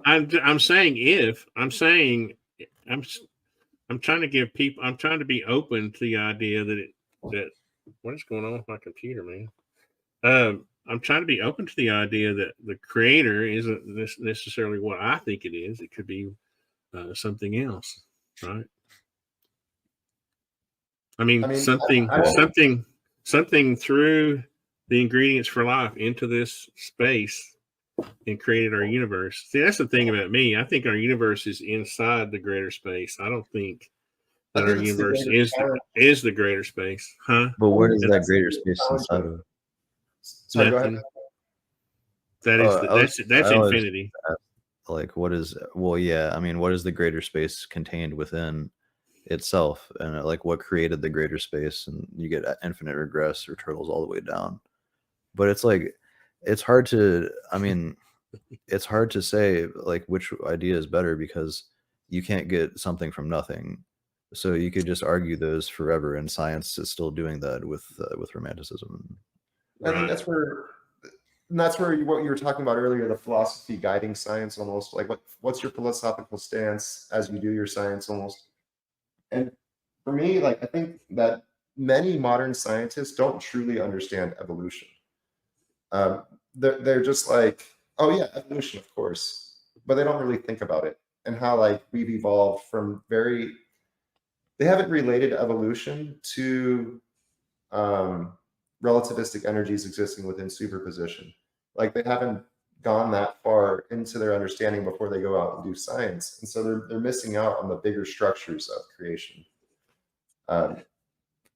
Yeah, I've never had a problem with the combination of evolution and creation. Like, you know what I mean? I don't have a problem with out there the ingredients of this universe were thrust into this space, and all the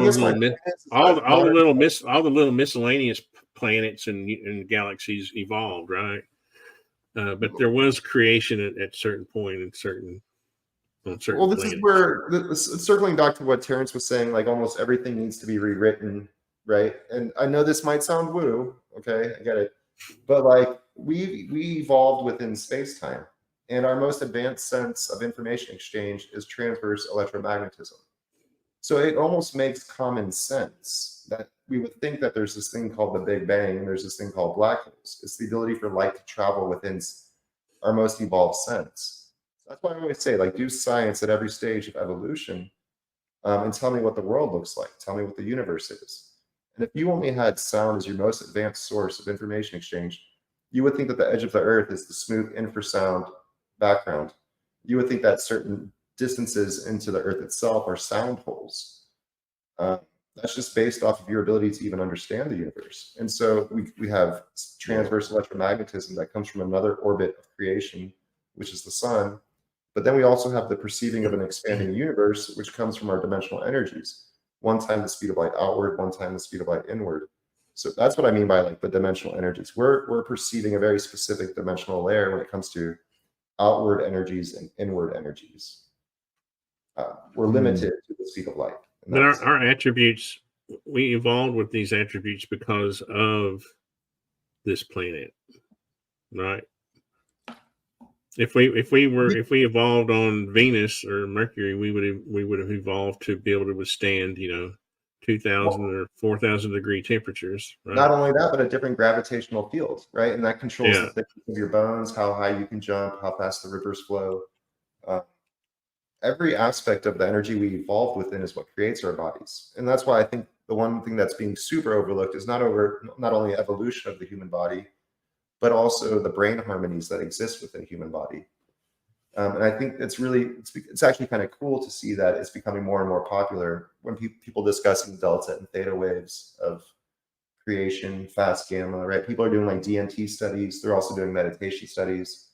They're watching how the brain can harmonize and gather information from different, you could say, information matrices existing within this greater structure as we're flying through it and perceiving it.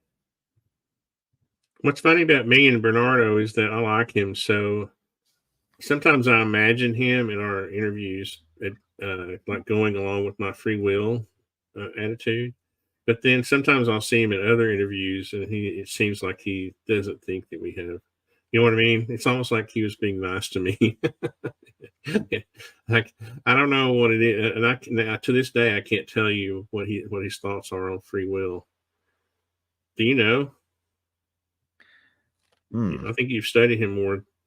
I could have sworn I got him to sort of go along with my ideals on free will, but I could have just imagined that because he's a nice guy, right? He's very cordial until you go off on him like that one fella. What was that one guy? he left that I felt like it was really a butt to him. That one guy he walked out on, but he's normally a great guy to interview.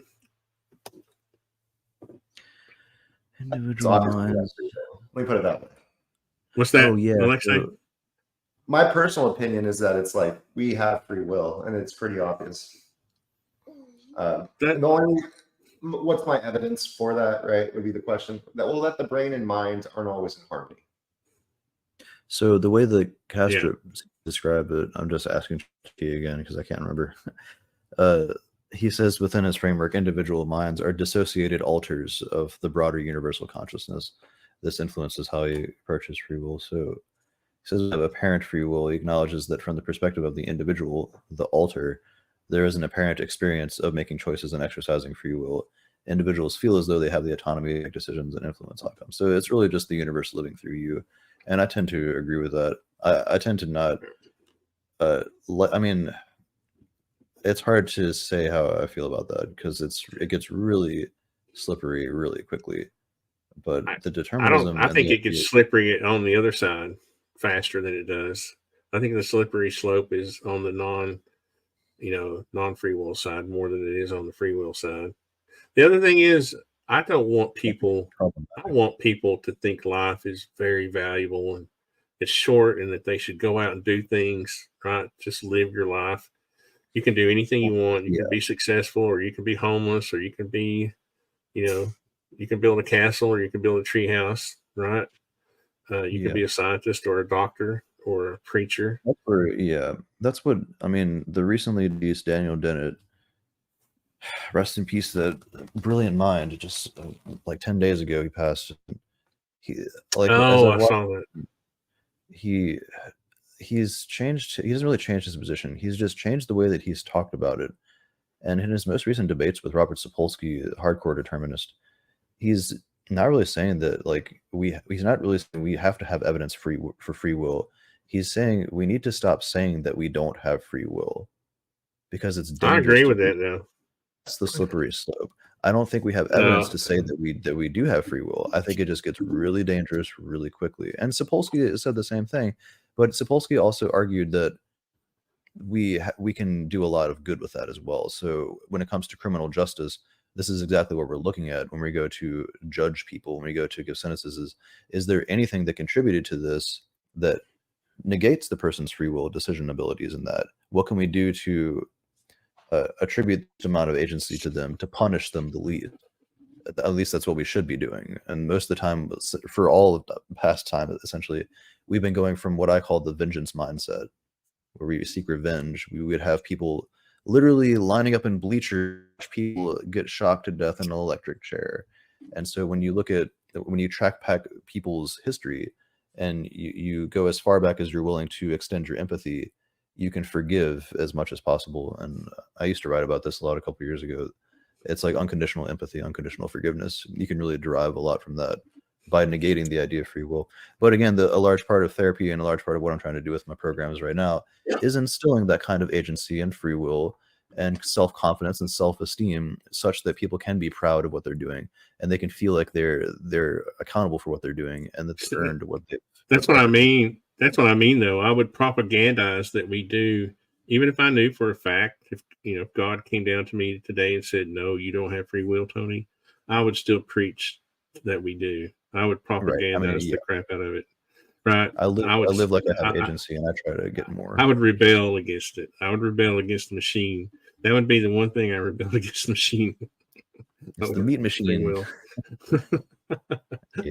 What's interesting too, in my opinion, is that it requires energy to use free will, because you can go with the flow of your creation, but in order to actually make change, you have to put energy into it and make that change.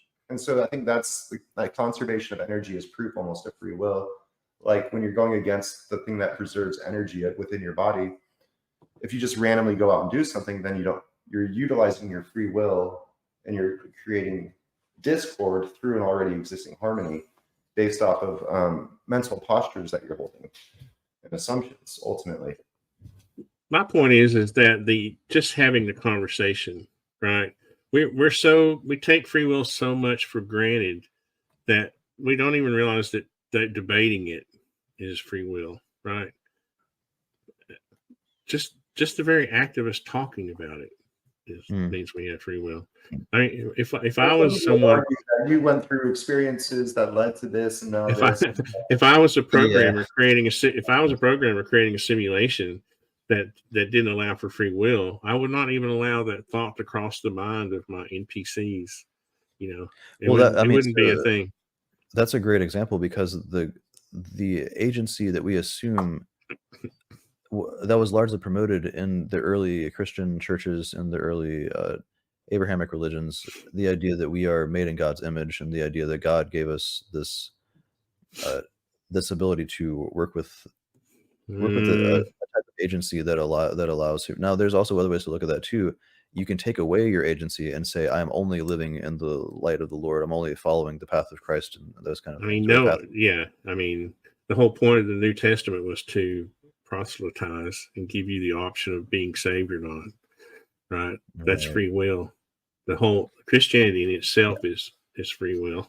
It's largely constructed on the ability, because your decisions determine your outcome in the afterlife. And then, like, the idea of originals, or the idea of sin and children, the assumption is that children have less free will, so we shouldn't hold them as accountable. And at some point, like, I think I was age 12 when I was baptized. That's when the onus is on you. That's when you're under enough assumed agency that you should be accountable for yourself, accountable in the afterlife. Then it gets really problematic. Like, oh no, what am I going to do wrong? Some churches actually take advantage of that, though. They're like, you're going to be turning 12 soon, you better get saved. That's how it was in my family. I do come at it from a very physics point of view, this whole free will thing too. And like, you can imagine the packing of spheres within plutonic solids, right? And if there was no free will at all, the universe would be this perfect crystal, because everything would have packed perfectly. But since there is free will and there is choice, we've fractalized out into these grains of human experience that are now colliding and creating friction within each other. And that's based off of our choices that we've made, based off of our subconscious teachings that we've gained from a lifetime of existing within a culture or a place on Earth, you know? I mean, the whole purpose of having a simulation to me would be for that higher power's entertainment value, right? So why would you not give them free will to see what happens, right? We're going to create this simulation. We're going to put all these little humans in there, and we're going to have fun watching them burn down their cities, bomb each other, wreck their cars, smoke pot, whatever. Well, in my opinion, again, there's there's multiple states of mind a person can take, but you can be in a survival type of state of mind, or you can be more in a where you're not in survival mode. So you're in survival mode, or you're not in survival mode. And modern society has kind of put us into survival mode. It's almost like when you get a wild boar. I'm actually building an abattoir right now for the world's largest wild boar farm. So when you get a wild boar, they're very skittish of humans. They don't like them. They run away. They have certain behavioral patterns that they follow because they haven't been domesticated. But now you get the wild boar and you domesticate it. Have you ever been wild boar hunting, though? They will run you down. That's my point. If they ever spot you. They are this, and that. Now, if they can, they have terrible eyesight, but once they see you or have a sense of where you are, they'll ram your butt. So, yeah. I almost forgot my point at this time, but basically, I'm sorry. No, once the animal becomes domesticated, there's the survival mode that it's existing within, and then there's the non-survival mode that it's existing within. I've just come across them on the trail before. I used to do a lot of backpacking when I was younger, and I've come across them on the trail, and they're kind of wild. They're maniacs. They are wild. The reason they are, though, is because they have terrible eyesight, and they just charge whatever because they're just afraid if they don't, they're going to. I guess they're in survival mode. It's almost like there's less free will. Let me put it that way. I think that might. I see what you're saying. No, there are people who challenge them and find out. Right. I have the choice of standing there. What you're saying, Alexi, is lined up exactly with what therapy and psychotherapy insinuates. That and Viktor Frankl, the guy that wrote Man's Search for Meaning. Was it Man's Search for Meaning? It was, yeah, one of those books. He was talking about how, but the main example is between a stimulus and response, there is room for a choice. And that choice is your free will agency. And so the process of therapy is meant to help you elucidate and establish better that agency. And until you have that, until you're taught how to do that, you're mostly running on autopilot. And I have friends I talk to that challenge this, that are like free will absolutists, or if you want to call them that come at it from the other way. But every time I talk with them, it's like I can give you 1,000 examples of how people are most of the time running on autopilot. Most psychologists will say that it's like 95% of the time people are. And it's not until they're taught how to use their brain that they can start putting more, activating that prefrontal cortex and saying no. Like the prefrontal cortex is very much the no-go pathway of the brain. So you have a lot of the rest of the brain, the limbic system and all that, sending messages up to the prefrontal cortex. And that's your decision. Yeah, I 100% agree. And like, if you want to think of that, it's like people aren't really aware of the pacing motion or the subconscious trainings they have that create the pacing motions within their life. And so they're basically running on this autopilot for like 95% of the time. My cat is going crazy right now. So basically, you've got this autopilot that's always going on, and it actually takes effort. It takes energy to become aware of the fact that you're in autopilot, to then like make cognitive choices that result in change, like within your habits. Right. I think it depends. I think it depends though, because I think obviously we have certain bodily functions that are on autopilot, right? Our breathing when we're not aware of it, our heartbeat, our brain functions. But other times we have to make an effort to stay focused on something, right? We're not just all alert or focused on one task. I mean, if you've ever hired anybody to do a job before, you can, especially younger people, right? You have to sort of encourage them to stay focused and stay on. If it was, I mean, they would be like robots if people were on autopilot all the time, right? So I don't know about the autopilot thing. The other thing I don't like is this term agency, as if there's something uncontrollable in my body or in my psyche or in my consciousness. There's some kind of agent that I'm not in control of. Oh, it's just weird. So that's not the way that I'm using the word agency. I should clarify. It's the what's called the agent-arena relationship. I think Merleau-Ponty talked about this like 40 years ago or so. So it's like you are an agent operating in an arena, the subjective and the objective world, and you yourself, your homunculus or whatever you want to call it, is operating in that arena, and you're getting better at doing so. It's like navigating the problem space, the agent in the arena. And so that's also what we're kind of talking about with AI, is like we can consider them AI agents, and we use that term as well. And we want to attribute some kind of will to them as well, or some kind of freedom of choice or freedom of understanding. I mean, I can describe all of this in deterministic terms as well.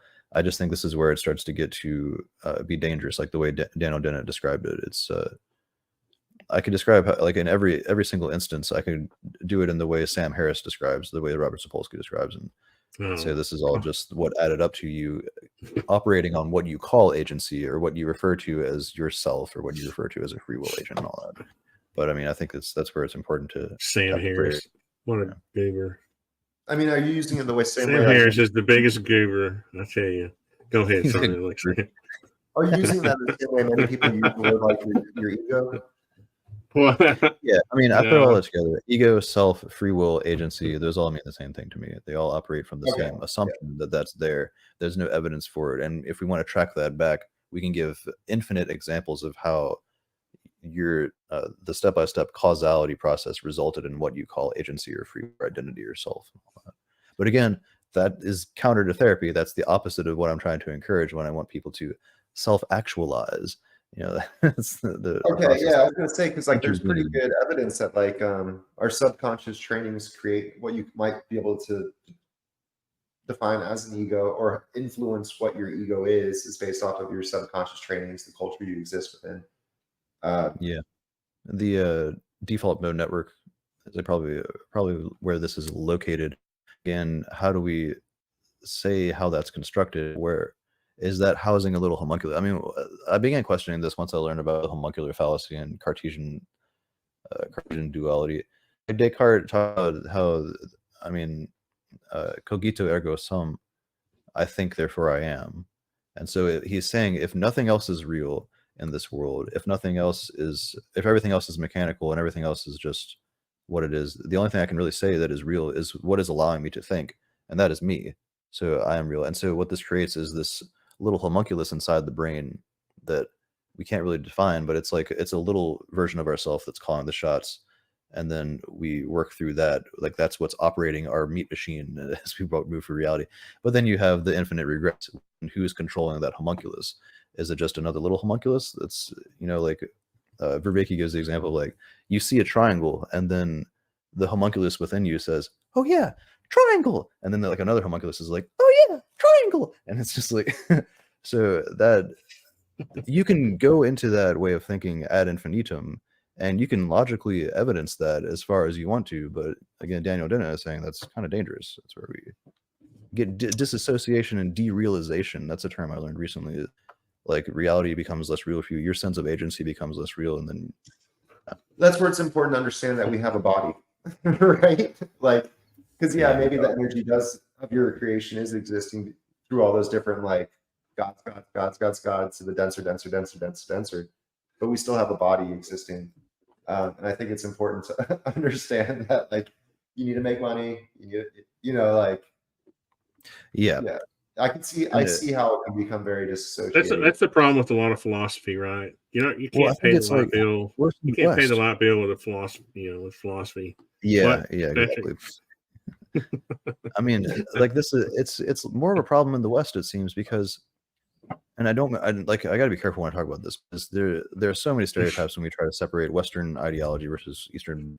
There's a lot of strong evidence and a lot of strong history showing how deeply seated this is. Joseph Henrich talks about this in The Weirdest People in the World. He says like 88% of the world is in relational regulated communities, and most of this is Eastern communities, and the rest of them are more Western, and it's more individualistic. So again, there's major stereotypes about that, and there's ways that it can be taken wrongly, but it's very much true that in the East, you have an interconnected, the word is, in Buddhism, is pratitya samutpada. I think we talked about this before, is dependent origination. Like, we're all cut from the same cloth. We all originated from the same source or ultimate oneness and all that. And now getting evidence for that, saying, well, yeah, we all evolved together, quite literally. We share like 98% of our DNA with chimps and all that. So, and like bananas, like every other thing that's in the planet. So can you type that word in the chat? Yeah. Actually, I love that word. It's funny because I almost laughed out loud because I was thinking, where's my AI assistant when I need it? Yeah, pratitya samutpada. I think I'm pronouncing that Latin. Right. It sounds Latin. It's the way I'm pronouncing it is it's Hindi. Yeah. Oh, Hindi. Oh, you're just not saying it fast enough. Yeah. Well said. Oh man, just say it. Come from a yogi. Who? What? What come from a yogi? The practice of I Ching Ching, and the Shaolin Tai Chi basically came from Hindu. So, like, Hindu mythology has influenced much of Buddhism. They put it that way. Right. I think it was one of the original. The Bodhirama was one of the monks that came to the Shaolin temple and wanted to teach them Tai Chi, or wanted to teach them yoga. But then basically they were like, no, get away. We don't want your yoga. It has no practical application. We're not wearing tight pants. We love baggy pants. Well, yeah, no, then the Bodhirama went into a cave and like studied how to apply yoga to martial arts techniques and created Tai Chi. Then took that back to the Shaolin temple. So that much of like Shaolin and Buddhism is tied into Hinduism for sure, or Hindi, whatever. That's an excellent practice too. I really want to get into Tai Chi Chuan. I mean, that's like, when you come at it from that Eastern perspective, I don't know. Like, this is the problem, is we grew in this, and it may also be genetic. Like, I've been considering this as well lately. We have, let's say, 20 or 25 generations since the Western and Eastern paradigm split. Maybe some of this is starting to seep into our genetics as well, to consider ourselves as the center of attention, or the individual self, and really just be very concerned about our agency and our free will and our sense of self and sense of identity. Like we're taught this in school. Our family, in large part, many of our families believe this way, or at least put a lot of emphasis on this way of thinking. Our friends tend to be very egotistical, and we live in social media land now. So it's like when we consider derealization, when we consider we considering our sense of self as being divided, and so the term is distributed cognition. We're a distributed agent. Our brains are literally connected in the superorganism, and I really like this way of thinking as well. But that can lead to that sense of like, well, what is really me? Am I just an amalgamation of my friends' influences on me? And so I used to write about this on Facebook a lot, actually. But I like that concept a lot. I call them grains in time, and like practice of human consciousness or awareness, essentially. Yeah, and it's like it's a beautiful thing to reflect on. If you take it too far in the West, it seems unsettling. I don't know how it is in the East. Again, we have the examples of the and Sapolsky uses this example in his book Determined as well, the sociogram. So when you draw a sociogram, it's basically like your interconnection with all of your environment and all that, and all the people, your ecological system. In the West, in most Western developed nations, industrialized nations, educated, rich, and democratic nations is the way Joseph Henrich describes it. People will draw the center circle as themselves, and then they'll draw lines branching off of this is my preacher, this is my teacher, this is my boss, these are my friends, family. In the East, it's much more mixed. People don't tend to draw themselves in the center. So, I mean, that's like their consideration have better templates. Is just so different over there. And it makes you wonder, like, I don't know how we can't say how that would be to grow up, because you would have to grow up from childhood living in that way of thinking to not be so spooked by it in the way that we are in the West. If that makes sense. I think I think the connection part is a skill, right? I don't think we're automatically connected. I think it's again, I think it's another one of those variables in the equation that the better you are, or the more aware you are of that, the ability to be connected, then you know, your score is higher, right? I don't think it's an automatic skill. I think it's something that you have to concentrate to, and be aware of. Right. Right. Or be lucky. I don't think we're just automatically connected. I think you can. Then that's part of free will, right? You don't have to be connected to other people if you don't want to be, or you don't have to be connected to nature or whatever. That's part of your free will. Well, that's part of what I like. That's what I would like for it to be anyway. All what I say is just what I want it to be, not necessarily. Obviously, I don't know for sure. Nobody knows for sure, right? We have this wish list, And you have to make that decision yourself on what is comfortable for you and what is a comfortable modus operandi, or your primary mode of operation in this life. So I just found that interesting what you were saying, like we're 25 generations fractalized away from like an Eastern type of thinking. And like I literally write that in one of my I think books. it's more than that. It's probably it might be. Well, I call it a shift in natural selection, and it's based off of what you focus on. That right? I mean, there's proof. Mendel's and Morley P experiments or whatever it was. Like, wait, what did you say? You cross two different thought forms or two different types of DNAs, you get a different result. And so through different types of cultures, we have different views of success, and people want to mate with the most successful type of person, kind of thing. And so I say that there's a shift in natural selection occurring based off of, you could say, materialism. So like you now have fractalized away into more of like a markety, capitalistic kind of like worry about me as the center of the circle versus we're connected to this greater structure. What does that do to the evolution of a human being? And at the same time, when you consider things like artificial intelligence, and how those are somewhat even fractals of that type of thinking to begin with, that's what I mean by like it's a artificial, it's a breakaway from a true thing. It's secondary to something that's already existing because it's a fractal of human delusion. Where I would say Eastern, I don't know, where it's more self-centered versus connecting to a bigger structure. I think that's why we show ourselves. I think the Eastern, people are trained to not put themselves in the center. That's why I was joking about they have better templates, but we tend to just, draw a circle. It's natural for you to draw your little circle and then start reaching out to people, right? For us, and then you end up in the middle, not by choice necessarily. But it's like when you're raised in a regular relational regulated communities, like you're regulated by your relationships with everyone. Like it's not just straight communism or whatever. Sure, you can get to communism from that as well if it goes that route, or Marxism or whatever. But I wasn't really applying it to politics or. Oh no, I'm just kind of like going. I think that's funny though. I mean, people in the East they identify as a name. Like everyone has a name and a sense of identity. Well, it's just how you perceive yourself and perceive your responsibilities and the way that you behave around other people. So another example that Henrich gives is in the West, we're more willing to look at possible causative factors or possible influences that made the individual do the thing and actually be a little bit more merciful in our court of law. Whereas in the community-based systems, it's like you have defied the community, you worked against the tribe, and you will have to suffer the consequences for that because we're all in this together. And of course, that can be problematic as well. So it's like, and Hendrich says it too, one way of being is better than the other. Although I tend to think that the interconnection is probably the best way to start.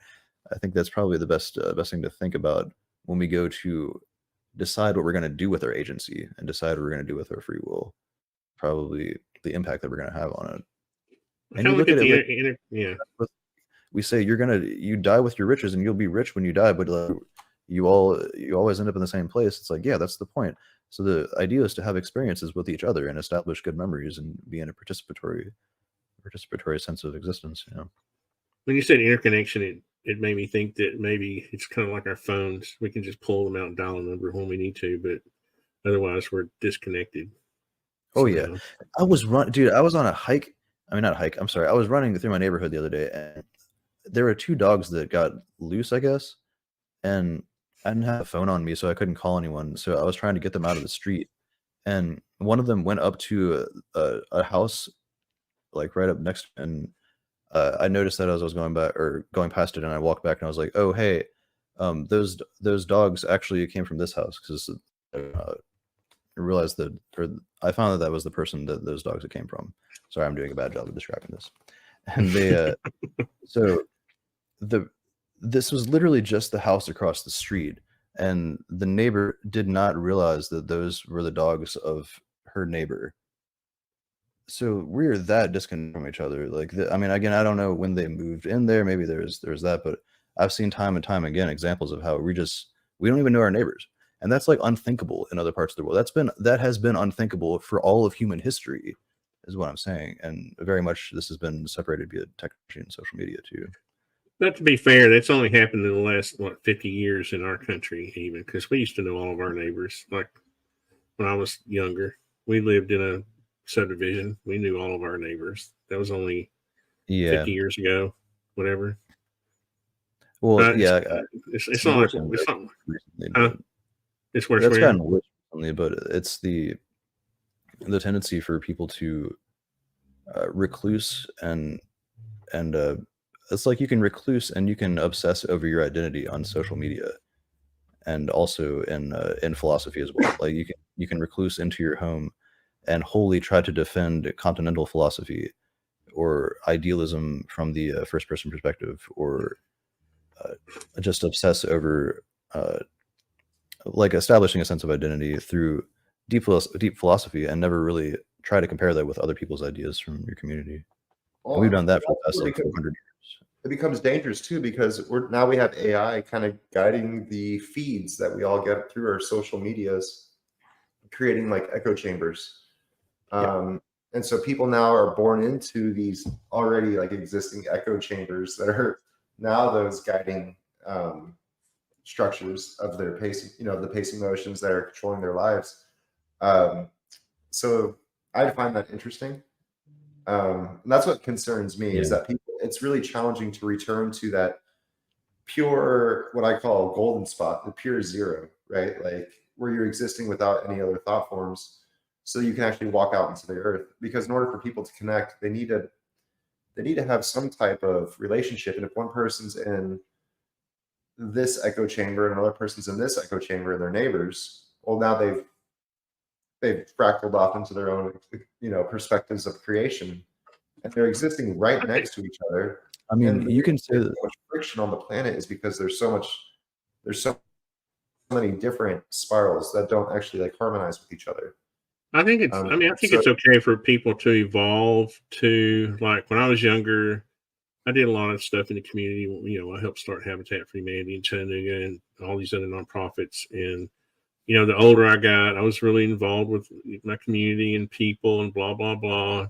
Now that I'm older, you know, you kind of get to that point to where you want to just kind of kick back a little bit. And, you know, now I live in the middle of the woods by myself. I think as long as you weren't a recluse your whole life, you know, it's kind of like what I was saying earlier. If you can leave something behind, you know, it's okay. I think we can evolve to be like social beings and play our part in our society and in humanity, and you know, give to humanity, and then at the end of our lives we can kind of chill. I don't see, you know what I mean? Yeah. I don't see anything wrong. I don't see anything wrong with that. But how many people ever become aware that that's what's gotten their pacing motions of their life? For some reason, I feel like in like first grade of school, they should be like, okay, understand you were born in a culture and you think this type of way. Like, how many cultures do that? That's a good idea, actually. Yeah. I bet Asian countries or Asian educational systems are good to teach like tradition and folklore and history, right, of their own. That's also that's also important in American style history, and a lot of Western history is about the greatness of the nation and nationalism, if you want to call it that. And also that ties into the idea, like our identity is the best identity, and we're going to prioritize that in our history books. This was the case in my history teachings, at least. Yeah. And you can track this back like 5,000 years as well. So Schmachtenberger describes this as largely occurring due to technology and convenience and the death of animism. So this is also just a crazy concept. We assume that, and it seems pretty correct, but we assume that most humans or Homo sapiens had this idea of animals having spirits, or had this idea of us being very connected to nature. I mean, you look around, you're living off the land, you're picking berries, you're all of the patterns and connections and which berries to pick and which animals to hunt, and you're thinking and contemplating on how the animals have lives of their own. And so we have the Native American respecting of the animal and using all of its parts for that. So that's been preserved in Native American tradition. But around 5,000 years ago, when agriculture started taking off, we were left with a choice of whether we wanted to keep plowing the land by our hands or separate ourselves from the animals. And Schmachtenberger talks a lot about our problems rooting from this innate separateness, like where we consider things as categorical. Again, the whole Western analytical atomistic paradigm, where we categorize animals as less than or just as tools to and means to.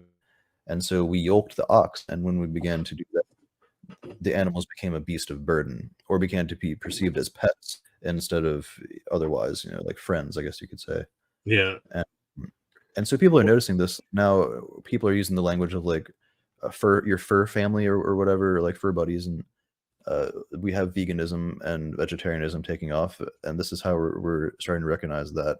But we have those branchings of perspectives, and of course a lot of that does come into religion as well. And I'm trying to pull up my image here, I can't find it, but in the Judeo-Christian texts we see the hierarchies being represented, like we were talking about before, the vertical ascension ideology versus the lateral, as we see in the East, and the interconnectedness and distributed cognition and all that. We have the idea that the Bible talks about the insects as the creeping things, and those are at the lowest level. And there's lots of conceptions. They are pretty creepy, though. They are quite creepy, and they do quite literally creep across the ground. So yeah, and so it makes sense. Like we have we've done child psychology tests where babies have a natural innate response to spiders being scary. So the insular cortex probably gets very lit up during those periods of viewing the lesser creature. I mean, I've seen this time and time again, is people will like squash a moth, but they'll idolize a butterfly. Yeah. And they're the same creature. They just different periods of night, and they look slightly different. So Yeah, major insular cortex, major disgust responses involved in that. And then you have the dogs and the more complex mammals and all that. And then you have the humans, and you have the angels and the archangels, and then you have the god at the top of that. Whereas in the East, it's all just oneness and all that. Again, not saying one's better than the other, but yeah. Oh, sure you are. I'm just kidding. No, I mean the thing about I think you're not giving Christianity or Judaism enough credit though, because even though it's vertical, there's a lot of spirituality there too, right? Right. It's not, I don't mean it's not going to material verticalism or whatever. It's not materialism. You're kind of speaking of vertical, the aspect of it being vertical as if it were some kind of physical thing, but it's really a spiritual thing. Well, that's what I mean. It's kind of like I was saying, religion kind of plays into this. I'm not saying that all fault of religion. Yeah. It's likely it's sprouted from that technological innovation. Technology is to blame for this. That's when we started diverting ourselves from animism and the idea that animals have spirits and they have this connection and all that. We have to use them as tools. Everybody was doing that at some level. There were just people that branched off. So today you have the Jains. And I'm just saying, like, religion plays into this to a significant degree. Is that the Jainism? Jains? So is that Jainism? So Ahimsa Jainism is the Jain practice of living by the law of do no harm, and they take that as seriously as possible. So these are the people that wear the masks so they don't inhale bugs, and they sweep in front of them with the brooms. There they go. And I did that for a little while. I tried to live by that, and you can't do that. There's a church. I think there's a church in Chattanooga somewhere. I used to work for an architect that was no, they were Baha'i faith. That's right. They weren't Jainism. Huh. Yeah. I don't know if you've ever heard of Baha'i faith. They were kind of hip. They were like hippies. Oh yeah, but they reminded me of the 70s. Yeah. Yeah. BAHAI. A little concerning, but it's hard to not be looked at as if you're crazy in that context. They would literally wear robes. I mean, they look exactly like the hippies from the 60s and 70s, but they were nice people. I did some drawing work. I did they were trying to turn a home into a church, and I did the drawings for it, but they were pretty cool. They were cool people. They were all very peaceful, very calm people. It's almost like they made an extra effort to be calm and collective. And what type of people is over here? This is my Baha'i faith. Baha'i. What's it? How does it spell? I think it's Baha'i. Yeah. Baha'i. Yeah, we say Baha'i in Tennessee. Yeah, this is my oh, look, my dog chewed it up. This is my bug catching net. Just to remind that. I saw a neuroscientist use this one time in the middle of one of his podcasts to fly. I was like, wow, that's pretty humble, bro. I was thinking when you're talking about moths, so I was going to say, to be fair, butterflies don't have, death skulls on the back of their heads like some moths do. Have you ever seen the moths that have like a skull on the back of their, so that when you're looking, a bird's looking down at it? That's real? Yeah. No, I've seen them before. Oh, wow. Yeah. I wonder what's the evolutionary advantage to that? Scaring birds away? I don't know. Bats. I mean, it's not, you can't get food out of a skull. Yeah. There's one moth that's, or it might be a moth, might be a butterfly. Well, maybe it's just a scary face. It looks like maybe it's just a scary, it has eyes, and a right. Weird, yeah. The eyes play a big role in evolution as well. There's butterfly that have snakes for wings. They look like snakes like this, like stacked on top of each other. It looks very real. And there's another one that's just been discovered very recently where it's two flies eating some poop. And it's like a fly on each wing. And it's like, yeah, so there's no reason that another insect would go to that location. Just so crazy. There has to be some design there, right? Why would evolution go to that much trouble? Well, I mean, it's trial and error, and so you get reproduction every few weeks. Or some of these insects only live to like a couple days, and so that genetic imprint it comes much faster, and it comes much more. That is funny though, to think about. That means the fly had to evolve before the butterfly, because how would it know what a fly looks like? Yeah, and that would make sense because flies are a simpler organism or a different type of organism. That's wild. So that's interesting, right? So the human has like this life scale. Let's just say it's 80, 100 years, something like that. So we reproduce every 80 to 100 years, or 20 years. We have a longer gestation cycle than a bug, right? You have to be 18, or you have to be a certain age before you can reproduce physically, right? And so on and so on and so on. And so for us, it's like, let's just say every 20 years, a new generation comes up. How long does evolution take to occur in relationship to, let's say, a bug, in relationship to a single-celled organism? So we're looking down now in our ability to perceive these different beings evolving. When we think we're at the top of this food chain, right? But now let's just say that we are a butterfly and something is looking down upon us and we're evolving. And I guess the question is, does the caterpillar realize that it turns into a butterfly? And do caterpillars ever even interact with butterflies? Is a question. It's a good question. Michael Levin does work on this, where the caterpillar, after it goes through its transformation, it actually retains the memories. The butterfly remembers, and its brain becomes liquefied. And yet it still has its memory of when it was caterpillar. But they all become butterflies at the same time, right? It's not like there's a horde of caterpillars left behind, right? They all become butterflies at the same time, pretty much, in the spring, right? Right. I think so the memory that they have is like how to navigate problem spaces, I think is what it is. Yeah, they know how to navigate the same areas. And there's other ways that they tested the memory too. I can't remember. Are those moths, or what are you looking at? This is a plant that looks like hummingbirds. That's pretty cool. Yeah, hummingbird plant. So that's one of them. Let's see if I can find this. Those are some ugly hummingbirds, though. Yeah, they're all one color, and they're slow as crap too. Let's see if I can find this. Yeah, here it is. Look at that. What? No way. That's insane. Is that real? This is a recent discovery, yeah. A recent discovery. AI. No, this is real. No, it's real. Discovery on Dream Studio. Yeah, I know we got to quit those things now. But yeah, that's very hard. We're going to have instant click metadata. This would also be very difficult to do if you know what to look for as AI. That makes sense, but yeah. And there's even different types of bugs that they're right. Are they like chameleons? They can create the bugs can change color. See, this one has the lines, like the lines are more defined here, and then this one doesn't have it as bad, like the lines. Oh, you know what would be cool is they could do lightning bugs, so their wings would light up. All right, here's my favorite one.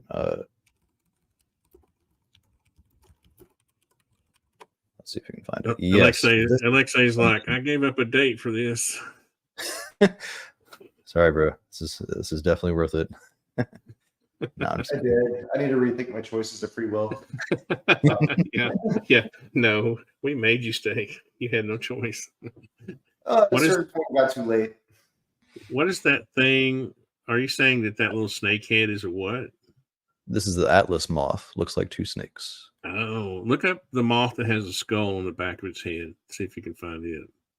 So you can see what. Oh, that's definitely a snake looking. Jesus. Only that must be the Amazon. That must be the rainforest. The Amazon or something. Look at that. Look at the detail. And yet it's also not that detailed. Like, see, the eye is not perfect, but it's enough to trick a predator. It almost, like, it doesn't have scales, but it kind of looks like scales, you know, like right here, maybe. You know, it's equally as impressive. I mean, that's impressive, no question. And that's through evolution, and that caterpillar has no choice in what it's doing. But what about an octopus? Right? Yeah. And their intelligence level is pretty impressive. Pretty incredibly intelligent. Yeah. Look up the skull. I'm not going to be able to sleep tonight until you look up the skull on the back of the moth. So you can see what I'm talking about. Maybe it's a ghost looking thing. Oh yeah. Maybe it's not a skull. Oh, you found it? Yeah, here you go. Let me see. Not that one. Yeah. That's pretty close. That's one. Yeah. I think it was like something like that's what I saw. There was one that's even worse than it's right there. Right there it is. Oh man, no, go up. The gray one. Or is that fake? Go up at the top row. Is that metal. fake? Huh? That's real.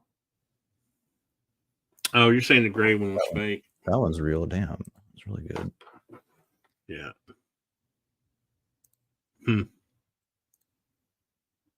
So wow. That's sweet. Didn't insects evolve before humans though? How did they know to evolve with a human skull on the back of their, if they evolved first? Well, it may not be a human skull. I'm just trying to be controversial. That's all. Yeah, it's definitely not a human skull. You know, the Earth's only 6,000 years old, so I'm just kidding. That's so much in such little time. Look at this guy. That's definitely fake. Wait, how much cash back? Oh yeah, here's another one. This is real. Cashback. 4.6 to 4.9%. It's a good deal. Ooh, there's your octopus moth. What was that? This is a caterpillar. Well, that and a chameleon, right? Chameleons also do that kind of thing. But octopus are definitely. That's a moth. That's a caterpillar. Oh, caterpillar. Yeah, I can say I wouldn't mess with that thing. Look at that. Yeah. Yeah, I would be like. It only has like 6 legs too. That's crazy. Or I guess those are legs too on its butt. This little tail. What type of moth does that turn into? I don't know. A man-eating moth. The pink underwing moth. Oh, I think I know what that is. I think this turns into something beautiful. Let's find out. I love doing this stuff. I'll be up all night looking at moth pictures. Yes, it is what I thought. Dude, this is a beautiful moth. This is one of the most beautiful moths in the world. Wow. It's even got the mane. Hi, guys. It's kind of cute but scary at the same time. Right? I saw one of these recently. Have you all seen a Luna moth? Tony, you've probably seen them out at your place. Yeah, they get. Oh yeah, those are the ones that are scary. You think they're bats? They get real big. Yeah, they're huge, and they like yeah, they're glow in big. the dark. They're like as big as your hand. The ones I've seen. Yeah, I saw one of those a few nights ago when I was walking around. Yeah, see how they big. They had one in the hand.